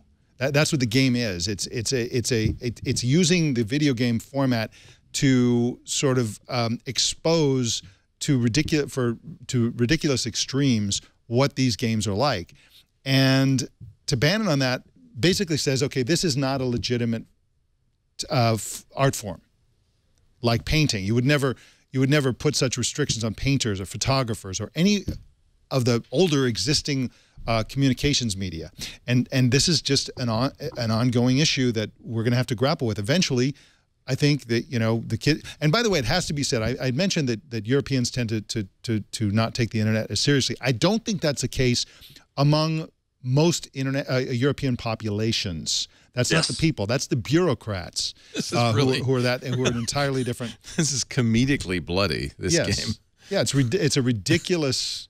We probably shouldn't show it. I mean, I don't want to get banned in Australia. It looks almost 8-bit. I mean, it is 8-bit from top down. It's obviously tongue in cheek. But I think you raised an excellent point. I mean, I think that comes from a out of date notion that video games are for kids. Yeah, and that's obviously out of date. Right. So, speaking of kids, Google has bought Toontastic, a storyteller app created by Launchpad Games. They announced it today. They didn't say how much, but they have made Toontastic free. I'm not familiar with it. It's for the iPad. It's a modern-day puppet show. You can record them and share them with others. And Google's working, I guess, on I don't know what. Maybe this is for the new children's YouTube. I don't know what this is for. Actually, that might be an interesting thing. Yeah. If they have been rumored they'd be working on a YouTube for kids, maybe let kids make their own videos in this kind of context. It's not the only acquisition. Microsoft, according to TechCrunch today, bought Sunrise, which is a calendar app we've used and recommended. We really love on iOS and Android. Earlier, they bought, you may remember, they bought Acompli. They've turned that into Outlook for iOS. It sounds like they're Microsoft is acquiring other mobile developers. It's so weird to see Microsoft becoming a company that doesn't have a problem about other mobile platforms. Yeah, I love it. Yeah. I think this is a new Microsoft, and I welcome them. Yep. Rolling Stone has teamed up with Google Play to monetize their archives. So Google Play has a magazine stand, which I'd forgotten because I never use it. But they're going to take, I guess, archival articles, issues, says 3 to 4 major stories from each archive issue for free on Google Play. And then I guess it'd be kind of fun to get old Rolling Stones. Yeah, I use Google Play News all the time. I use the News, which is a really great little app. I don't. That replaced Current, right? Yeah, and I think it's actually very good. I don't know whether subscribe to anything in it. That's the thing. I was just thinking. I used to buy magazines by the pound. Yeah, me too. Magazines. I started a magazine, and the magazine stand I used to buy the most from in Jersey City was near my old office. I just saw they tore down and it's gone. You can't find newsstands anywhere. I don't buy magazines anymore. I walk by newsstands now and think I don't even go into them anymore. Yeah. So I don't have the reflex to buy them on an app. Yeah, I'm the same way. It's all about deep links and going article by article, not even site by site, but article by article. Yeah. Which it really kind of is a problem, I think, for the long-term health of article aggregators. We used to call them magazines. Yeah, I remember that. Yeah. You know what I just did, though? We had so much fun on our vacation reading the New York Times newspaper every morning. I read it every day. I just subscribe to the daily delivery of New York Times. It's a joy. I really like it. Yeah. I got today's Isn't it great? And then I get, this is what I used to do when I was a radio talk show host. I would take a razor blade, cut out articles, put them in a folder, bring them to work. Yeah, morgue file. Now I keep clicking on the article, trying to share it. Nothing happens. I keep telling people this, and they don't believe me. You know, I look at a screen 12 hours a day. Yeah. And it's like, it's the most digital, the most technology-obsessed people who need print reading material, like the New York Times. Well, I don't do it is a better interface. You can scan more articles faster. It seems like there are more articles in the print edition than, I mean, I've been reading the New York Times and Wall Street Journal online for years. It seems like there's more stuff But the benefits that the online and digital versions of articles, they always pitch as a benefit the idea that you can find what you want, which means that you don't find what you don't think you want. There's less serendipity. And so the New York Times on print forces you to go. Yeah. I can talk intelligently about all kinds of conflicts and issues around the world that are happening that nobody else has even heard of because they're never forced to Especially international. You're exactly right. That's right. Especially international. We know all about the plane crashes in Taiwan. We know all about the big splashy stuff that has crazy video. We don't know about the little conflicts that are really shaping the world, and it's a real problem. Jeff, we're trying to support this whole journalism thing you're into. See, but I think you're holding up. You're extending the past needlessly. The New York Times, we subscribe to the New York Times. The reason we do is because it's cheaper than subscribing to the New York Times digital only. Yeah. Because print subscribers are worth more, so they're artificially pumping up the print. And the New York Times has now hit, they say they're going to hit 1 million digital-only subscribers this year, which is very impressive, I must say. It would be much higher if they didn't have that's artificial support for print. Right. Well, but it has to be said that I think that the real solution that is needed here is not that everybody start reading a black and white news paper again and getting a home delivery and all that stuff. The solution is that we need to figure out a way to make digital devices do what the New York Times does, which is expose you to sort of serendipitously to all kinds of things that you are not thinking of at the moment and aren't necessarily related to the kinds of things that you're normally interested in. I mean, one of the crazy things about the New York Times, and I've been subscribing since I was in college, is that you flip through it and you're seeing stuff that you just would never even think of. Like, what's happening in stage performances in London. Every once in a while there are articles like that that are incredibly interesting and very enlightening and related and relevant to other things that you're thinking about and doing and so on that you would never in a million years see if you were using Google's Okay, so you're arguing for serendipity, and editors like to think that they are the sole proprietors of serendipity. But I'm going to go to your favorite service. I was on a plane coming back from Davos, and I opened up Google Plus on the plane. I had no Wi-Fi. But I just looked at the page that was already loaded there. And I opened 7 new tabs of interesting things that I saw that when I landed, I wanted to look at. Twitter, you get serendipity from that. I think it's interesting that the Play newsstand versus Google News. Google News is an overload and it's everything, and I don't think they've thought through what Google News can be. Yeah. And Play is so brand-oriented. There's something in the middle that will do a better job of giving you serendipity across brands. People have tried that. Twitter. People have tried that. I mean, Flipboard, but that's still even Google News, right? Isn't Google News all about cross-brand serendipity? It's trying to be kind of everything. And it doesn't, the irony to me is that Google News doesn't personalize much. You guys are overlooking something very important. The New York Times print edition is very soft and absorbent as well. Yes, it is. You can use it clean Windows. Try that with Google Play. Try that with my tablet. Oh, by the way. Yes. News flash here. The wait is over. My Nexus 502 as well. It's a miracle. Now, wait a minute. Now, is that a Verizon? Is that a LTE one? No, it's not Verizon. It's T-Mobile. Thank you very much. But it is LTE. It is LTE. I think that because I got it on my Wi-Fi Nexus 7 months ago. Yeah. Okay. So good. I don't know why I had to wait so long. Now you can unlock your Chromebook with it. Don't get me started. Get me started. I'm going to talk to you about websites. You're not nice to me. By the way, they've already said Android 5.1. I'm already behind. Is on the way. Yeah. It's going to ship on Android One phones. What is an Android One phone, Jason? I don't even know what that is. That's the cheap one in India. That's in Indonesia? The low-cost Micromax devices in India. They get Android 5.1 lollipop before everybody else. Are they trying to piss us off? I like that. That's justice. Are they trying to get us angry here now?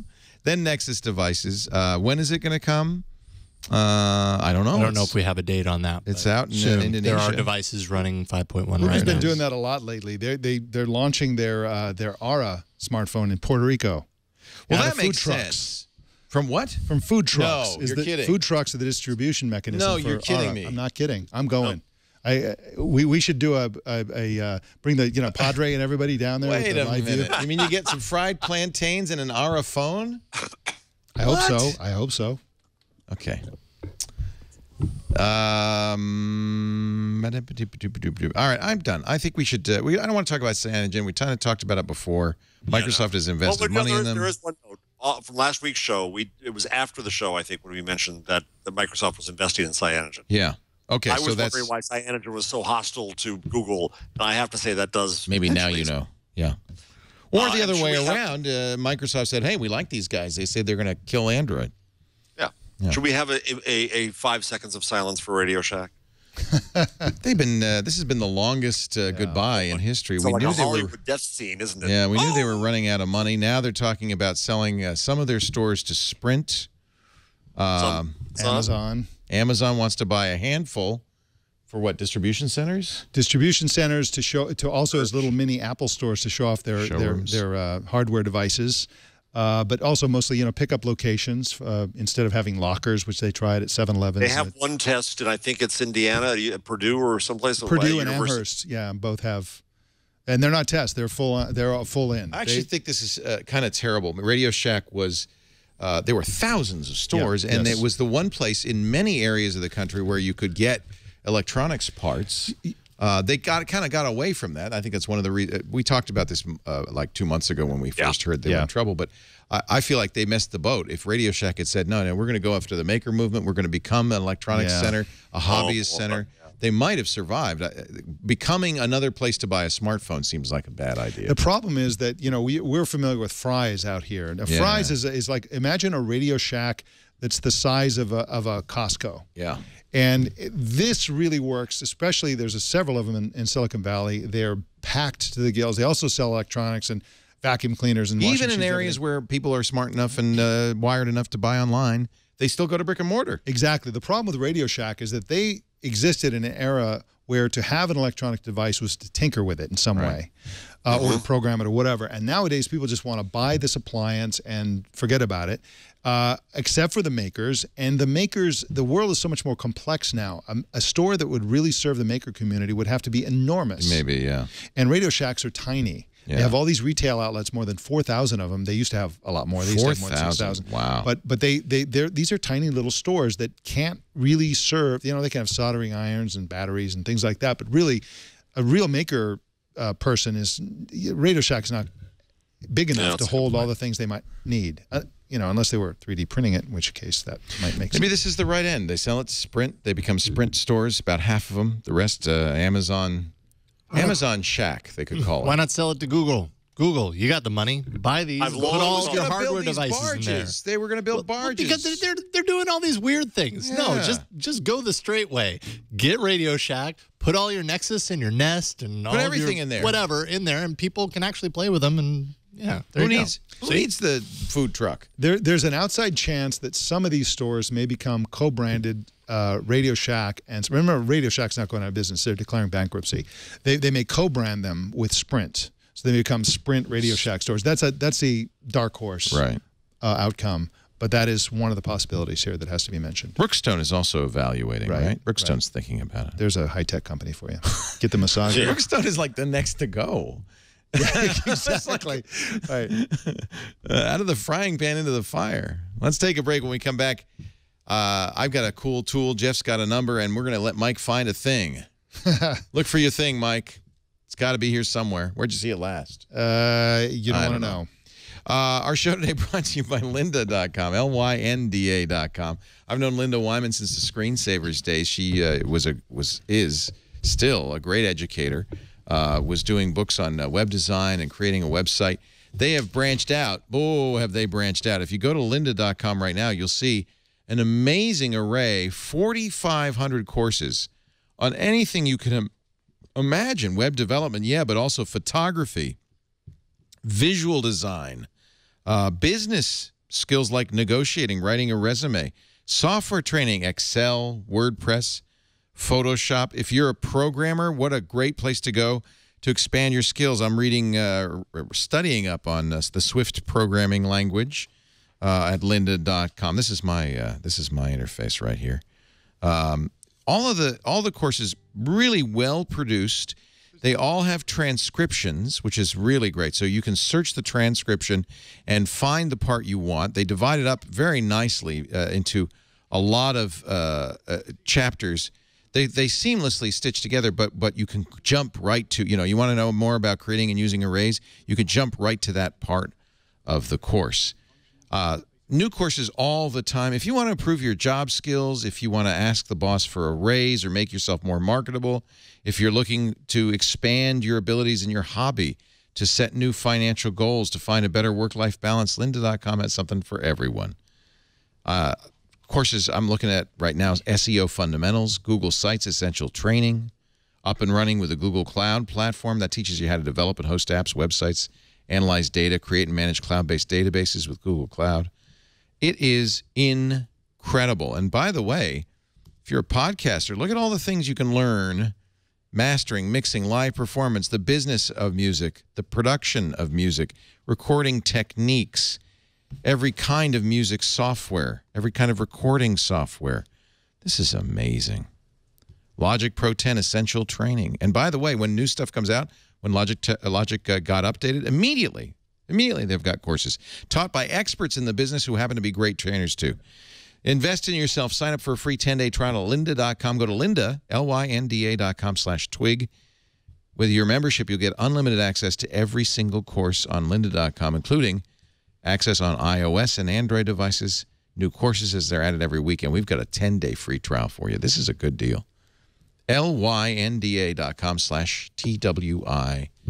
lynda.com/twig. Somebody's pointing out that Staples is trying to buy Office Depot. I think it really is tough times for brick and mortar right now. Really tough. Yep. But who was it? Was it you, Jeff? Somebody was saying that the future, if you really want to look at the future of retail, it's in high touch, high service.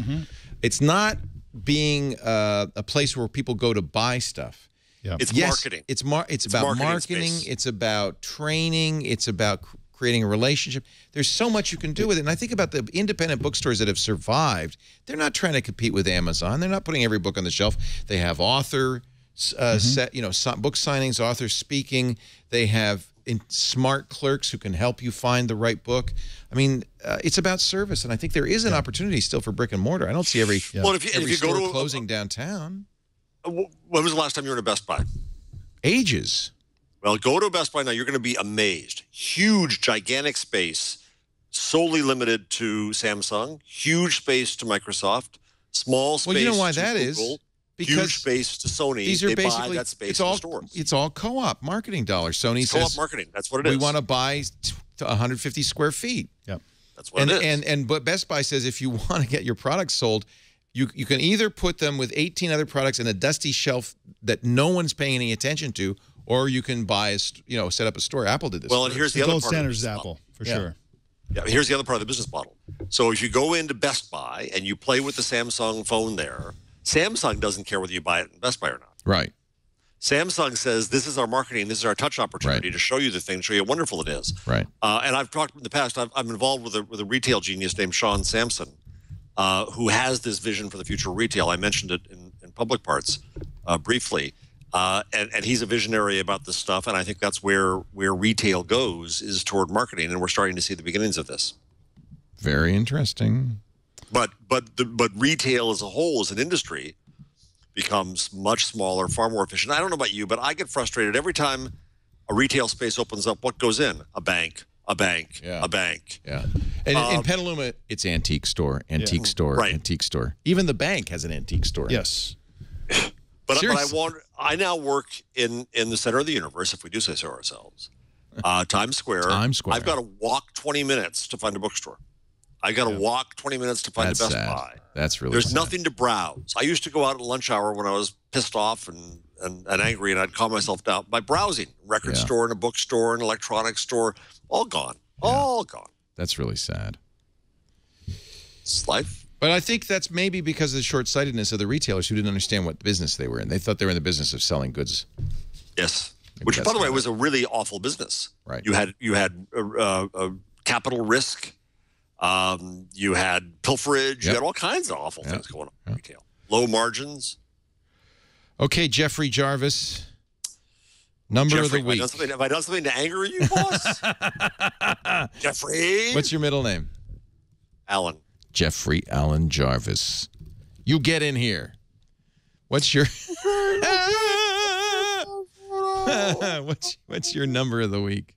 524 million scolded bad ads killed by Google. What? Last year. $500 million. 524 million. What was bad about them? Okay, I'll tell you. that amounted to 214,000 advertisers, which is interesting to me. That means basically on an average of 2 ads, Google kills you. That's because these people weren't real advertisers. They were malware vendors and things like that. Right, 7,000 promoted counterfeit goods. Yeah. Down from 14,000 the year before. Yeah. Down from 82,000 the year before that. So they say they were making progress. Malicious software was 250,000 sites doing that in general. And then things like weight loss schemes. You mean those belly fat ads? Yep. I got it. Belly fat, I can has it.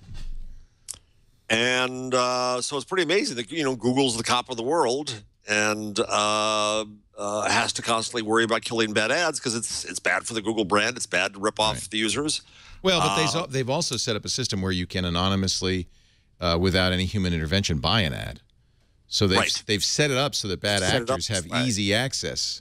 Exactly. And they've also been taken to task and fined for bad medical ads, and so they have an obligation to do this.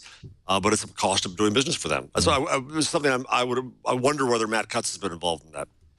It's kind of like spam, but I bet you they have a whole division dedicated. Oh, I'm sure they do, but there's a science of saying how are the bad guys going to act. Yeah, so that's my number.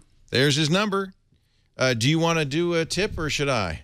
Either way, I can go. Go. Okay. Go. Epicurious, of course, is a foodie magazine, and they just a week ago or so updated their website, and now they have updated their apps. Oh, I wonder if I have the latest. Well, the Android app has not yet been updated. Any minute now. The I've been iOS using app it for ages. I love it. The website's very fast. But that's from 2010. Yeah, that version of the app. Yeah. The new version is absolutely spectacular. Let's get an iOS. There you go. Let's get a real phone over here. If you can poke around with that. Oh, first of all, they changed to a lighter red. Yes. So they've got.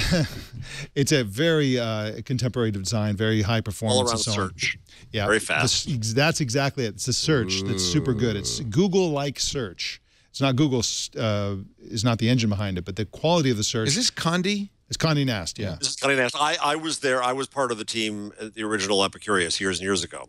So, a woman named Joan Feeney and Rochelle Udell did brilliant work starting Epi long ago.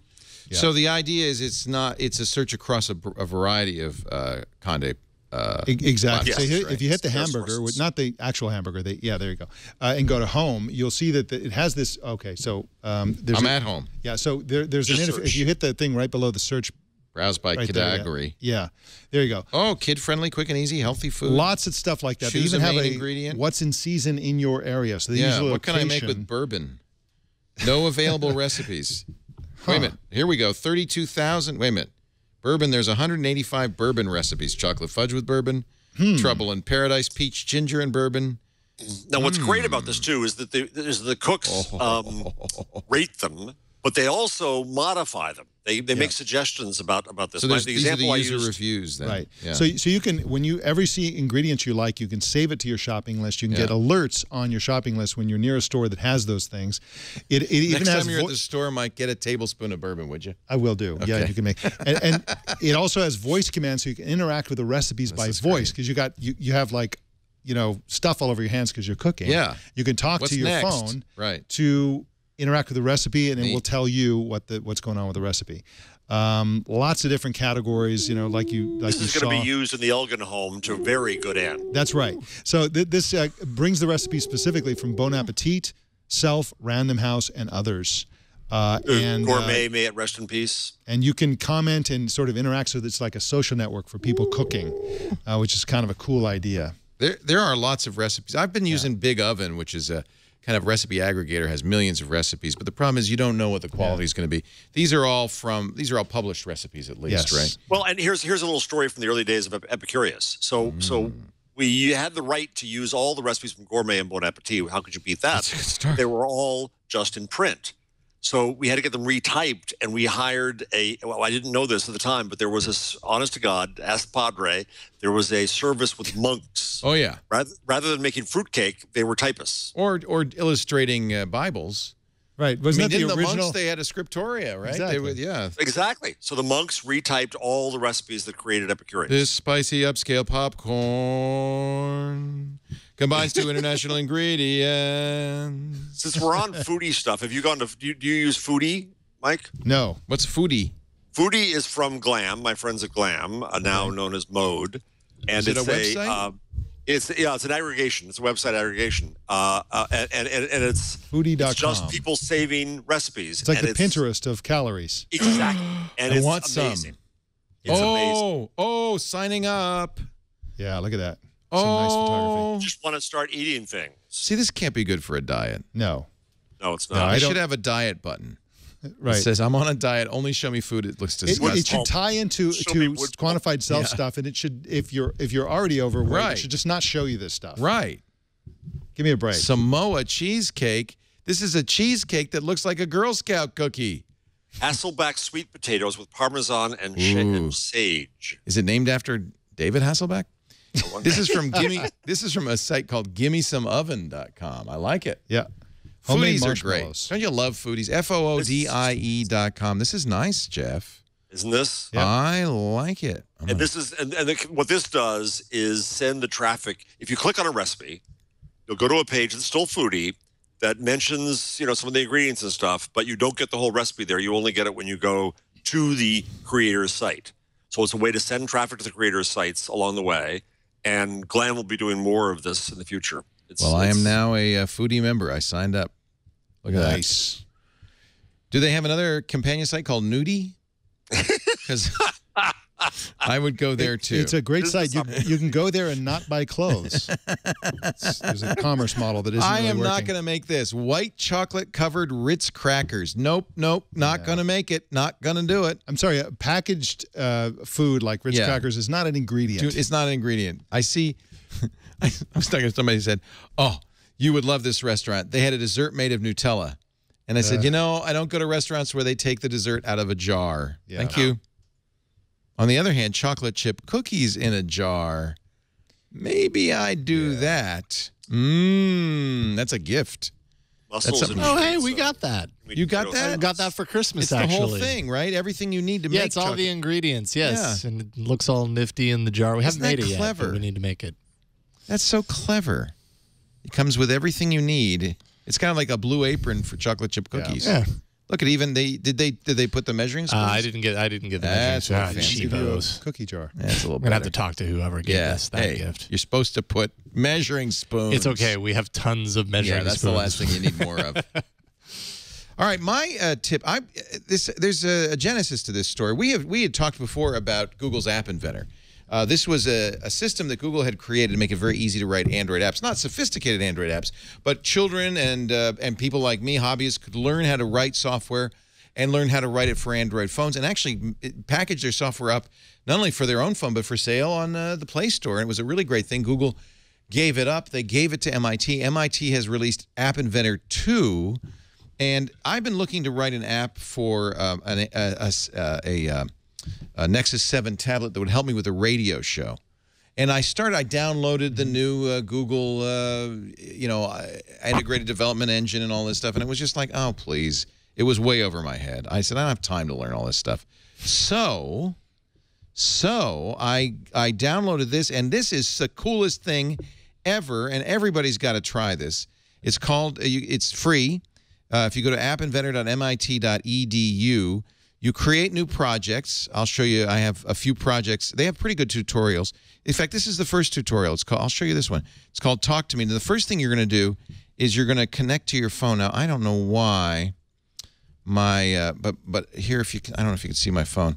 So I'm going to connect to my AI companion you're going to have to follow me on this one. It's a little complicated. Now go to my screen. There you go. This QR code. I scan the QR code into the phone.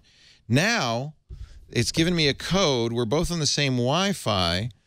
The app appears on the phone, and as you modify the app, it is instantly no USB connection. This is the designer. So you design the UI here, and they've got a lot of tools. They've got buttons, check boxes, layout tools. They've even got Lego Mindstorm tools if you have Lego Mindstorm. Storage, social, sensors. You can use the accelerometer, the barcode, this clock, the location, all of the stuff on your phone. Then you go into blocks. Look at this. This is the programming interface. So I put on this screen a text box. These are all the commands I can use for the text box. A button and text to speech. let's set this up. I'm going to write. Now, by the way, if you saw that message in there, just ignore that. I was showing the 12-year-old how to do this, and he decided to put profane messages in here. But that's cool, right? What better way to get a kid into programming? So this, I know your son Kevin does a Tinker, which is a similar kind of system on iOS. So I have now written this software. It is on the phone instantly, and watch. I can do a couple of things. If I shake, let me turn up the volume here. If I shake the phone, I've told it to say something. Stop shaking me. Stop shaking me. But I can also enter some text. This is an actual Android app. This is some text. Took me about 3 seconds to write, honestly, and I can speak it. This is some text. But the point is you now have an app, and as you modify the app on your screen on the App Inventor, it will immediately go over to your phone through the Wi-Fi. You can prototype, turn it around very quickly. It's got a great programming interface. Show the screen again, if you would, Jason. Stop shaking me. I know, I'm shaking you, and you should. It's got all of this stuff built in: logic, math, text, and they're all snappable. So, for instance, if you put something in here, if you drag it onto the interface, it'll show you puzzle pieces, and only things with that shape can go into there. It is spectacular. I was able to get the accelerometer sensor working in such a way that when the accelerometer starts shaking, call text to speech and then speak this message. That's just a text message which snaps on there like a puzzle piece. Folks, if you've been interested in kind of programming, if you have an Android device and you'd like to learn a little bit more about it, if you want an easy way to create your own apps, or even, believe it or not, there's the ability to package these up, apps for the that you could sell or give away on the Play Store, you got to take a look. They've really made something special here. The MIT App Inventor 2, and I feel pretty good about this. I feel like I'm going to be able to write the very simple software I needed to be a timer for the radio show. I want it to flash red when I'm running out of time, and green when I have some time left, and count down so I can go to the bathroom and look, oh, I've got a minute left. I've needed this for some time. I wrote something in AppleScript ages ago, but I'll put this on the Nexus 7. It'll be problem great. is you're going to be in the bathroom and it's going to say, stop shaking me. Stop shaking me. Stop shaking me. Stop shaking me. Stop shaking. You can change it. I can actually change this to stop shaking me, Mike. And look how fast it changes that. Stop shaking me, Mike. Great. Throw me under the bus. Look at that. Ladies and gentlemen, we are done with This Week in Google. Mike Elgan, always great to have you. You catch Always Mike great to be on. Monday through Friday, 10 a.m. Pacific, 1 p.m. Eastern Time, 1800 UTC for your daily dose of tech news. You're going to Barcelona. Barcelona, yes. Looking forward to it, to cover Mobile World Congress. That's early next month? Yes, very early, 5th, yes. I think? Yeah. Second through Second the 5th, through I 5th? think, yeah. So live Quick reports. bet, you and Jason, all you three, is Samsung going to redeem itself with the next phone? I like the Note 4. I think the Note 4 is actually great. Oh, you mean in its keynote The presentation? S6, yeah. Yes. I think they might. I'm rooting for the new Edge with the Edge on both sides. The Edge on both sides. And make it more mainstream and make it kind of work better. Like you pointed out all the flaws on it. But I'd love something like that and bring the price down a little bit. But, you know, it's going to be something curved no matter what. I guarantee Mobile something World Congress curved. has become, I forget CES now. I really think that the most interesting stuff's happening in Barcelona. Jason, what do you think? Barcelona. Jason? He wants to go. That's what sorry. he thinks. He wishes he was going. Yeah, it's really a bummer that I can't be there, but Can't send all of you. That's what yes, Jason's exactly. gonna Not say. everybody's going. I'll be curious to see what they do. I mean, the invite clearly for the event clearly showed the contour of the Edge. Right. So I don't know if that means new Note Edge or the S6 now has Edge in it, and that's just the new But what design I'm really of the asking S6. is, do you think they'll redeem themselves? I think so. I think they're on the right track. I think they're it depends what changing. you're They're asking. I changing think their that approach. The Note on 4 design. is a I great, like it. great device. I think the S5 was a little crufted up. Yep. But the Note 4 is great. I don't think Samsung needs to redeem itself. It does in its presentations, if that's what you mean. Yeah. Another Here's the orchestra. invitation. What's next? I don't know. I mean, everybody's kind of expecting a more like metallic body, metallic design It looks as like opposed a to the haptic plastic. fork. I think they're going of to do the a past. haptic Yeah, fork. yes. That's what I think. It'll only work the Samsung Galaxy S6 and nothing else. So we will be covering a Mobile World Congress. Kimchi. Mike will be there. Now, because of the time difference, all the stuff that's happening is happening in the middle of the night, California time, but you're still going to do it. Yes. Okay. Yeah. 1 a.m. Pacific, 4 p.m. Eastern, 4 a.m. Eastern time. Right. Tune in, because that's 9 a.m. in Barcelona, or 10 a.m. We'll just be back from dinner. Well, you don't have dinner in Spain until 11 p.m. or something. Right. No, 11 p.m. What are you? 2 a.m. Come on. You eat early eater. What are you, 60 years old? That's when the early bird specials are at Denny's Barcelona. Thank you for joining us, everybody. Thank you to Jeff Jarvis from the City University of New York, buzzmachine.com, and Geeks Bearing Gifts. Oh, thank you for the plug. Hold up the book. Hold up the book. Imagining New Futures. And look at that. It's a geek bearing a gift. There he is. That's a gift just for you. Shake me harder. Shake me harder. Oh, boy. Please. Shake me harder. Thank you You can for do anything you want. Thank you for removing Mike from that. Thanks for joining us. We do Twig every Wednesday afternoon, 1 p.m. Pacific, 4 p.m. Eastern Time, 2100 UTC. Please join us. We'd love to see you here. And if you can't be here, don't worry about it. We've always got on-demand versions of all of our shows at the website, twit.tv. In this case, twit.tv/twig. Also on YouTube, youtube.com/thisweekingoogle, and wherever you find your podcasts, including those great apps written by many talented third-party developers on iOS, Android, Windows Phone, Roku. We don't have a Chrome extension yet, but I guess you could just go to Live. No, we do. We do. We do? We do. Okay, good. We have an extension? For live, twit.live. Well, it's a website. Yeah. No, we have an extension. That's the extension. Go to live.twit.tv. I know. I have the extension. It's really great. Really? Yeah. Somebody wrote an extension? It's called Floating Twit. Boom. Boom! Booyah! Get Floating Twit and never miss another show. Thanks for joining us. We'll see you next time on Twig. Bye-bye.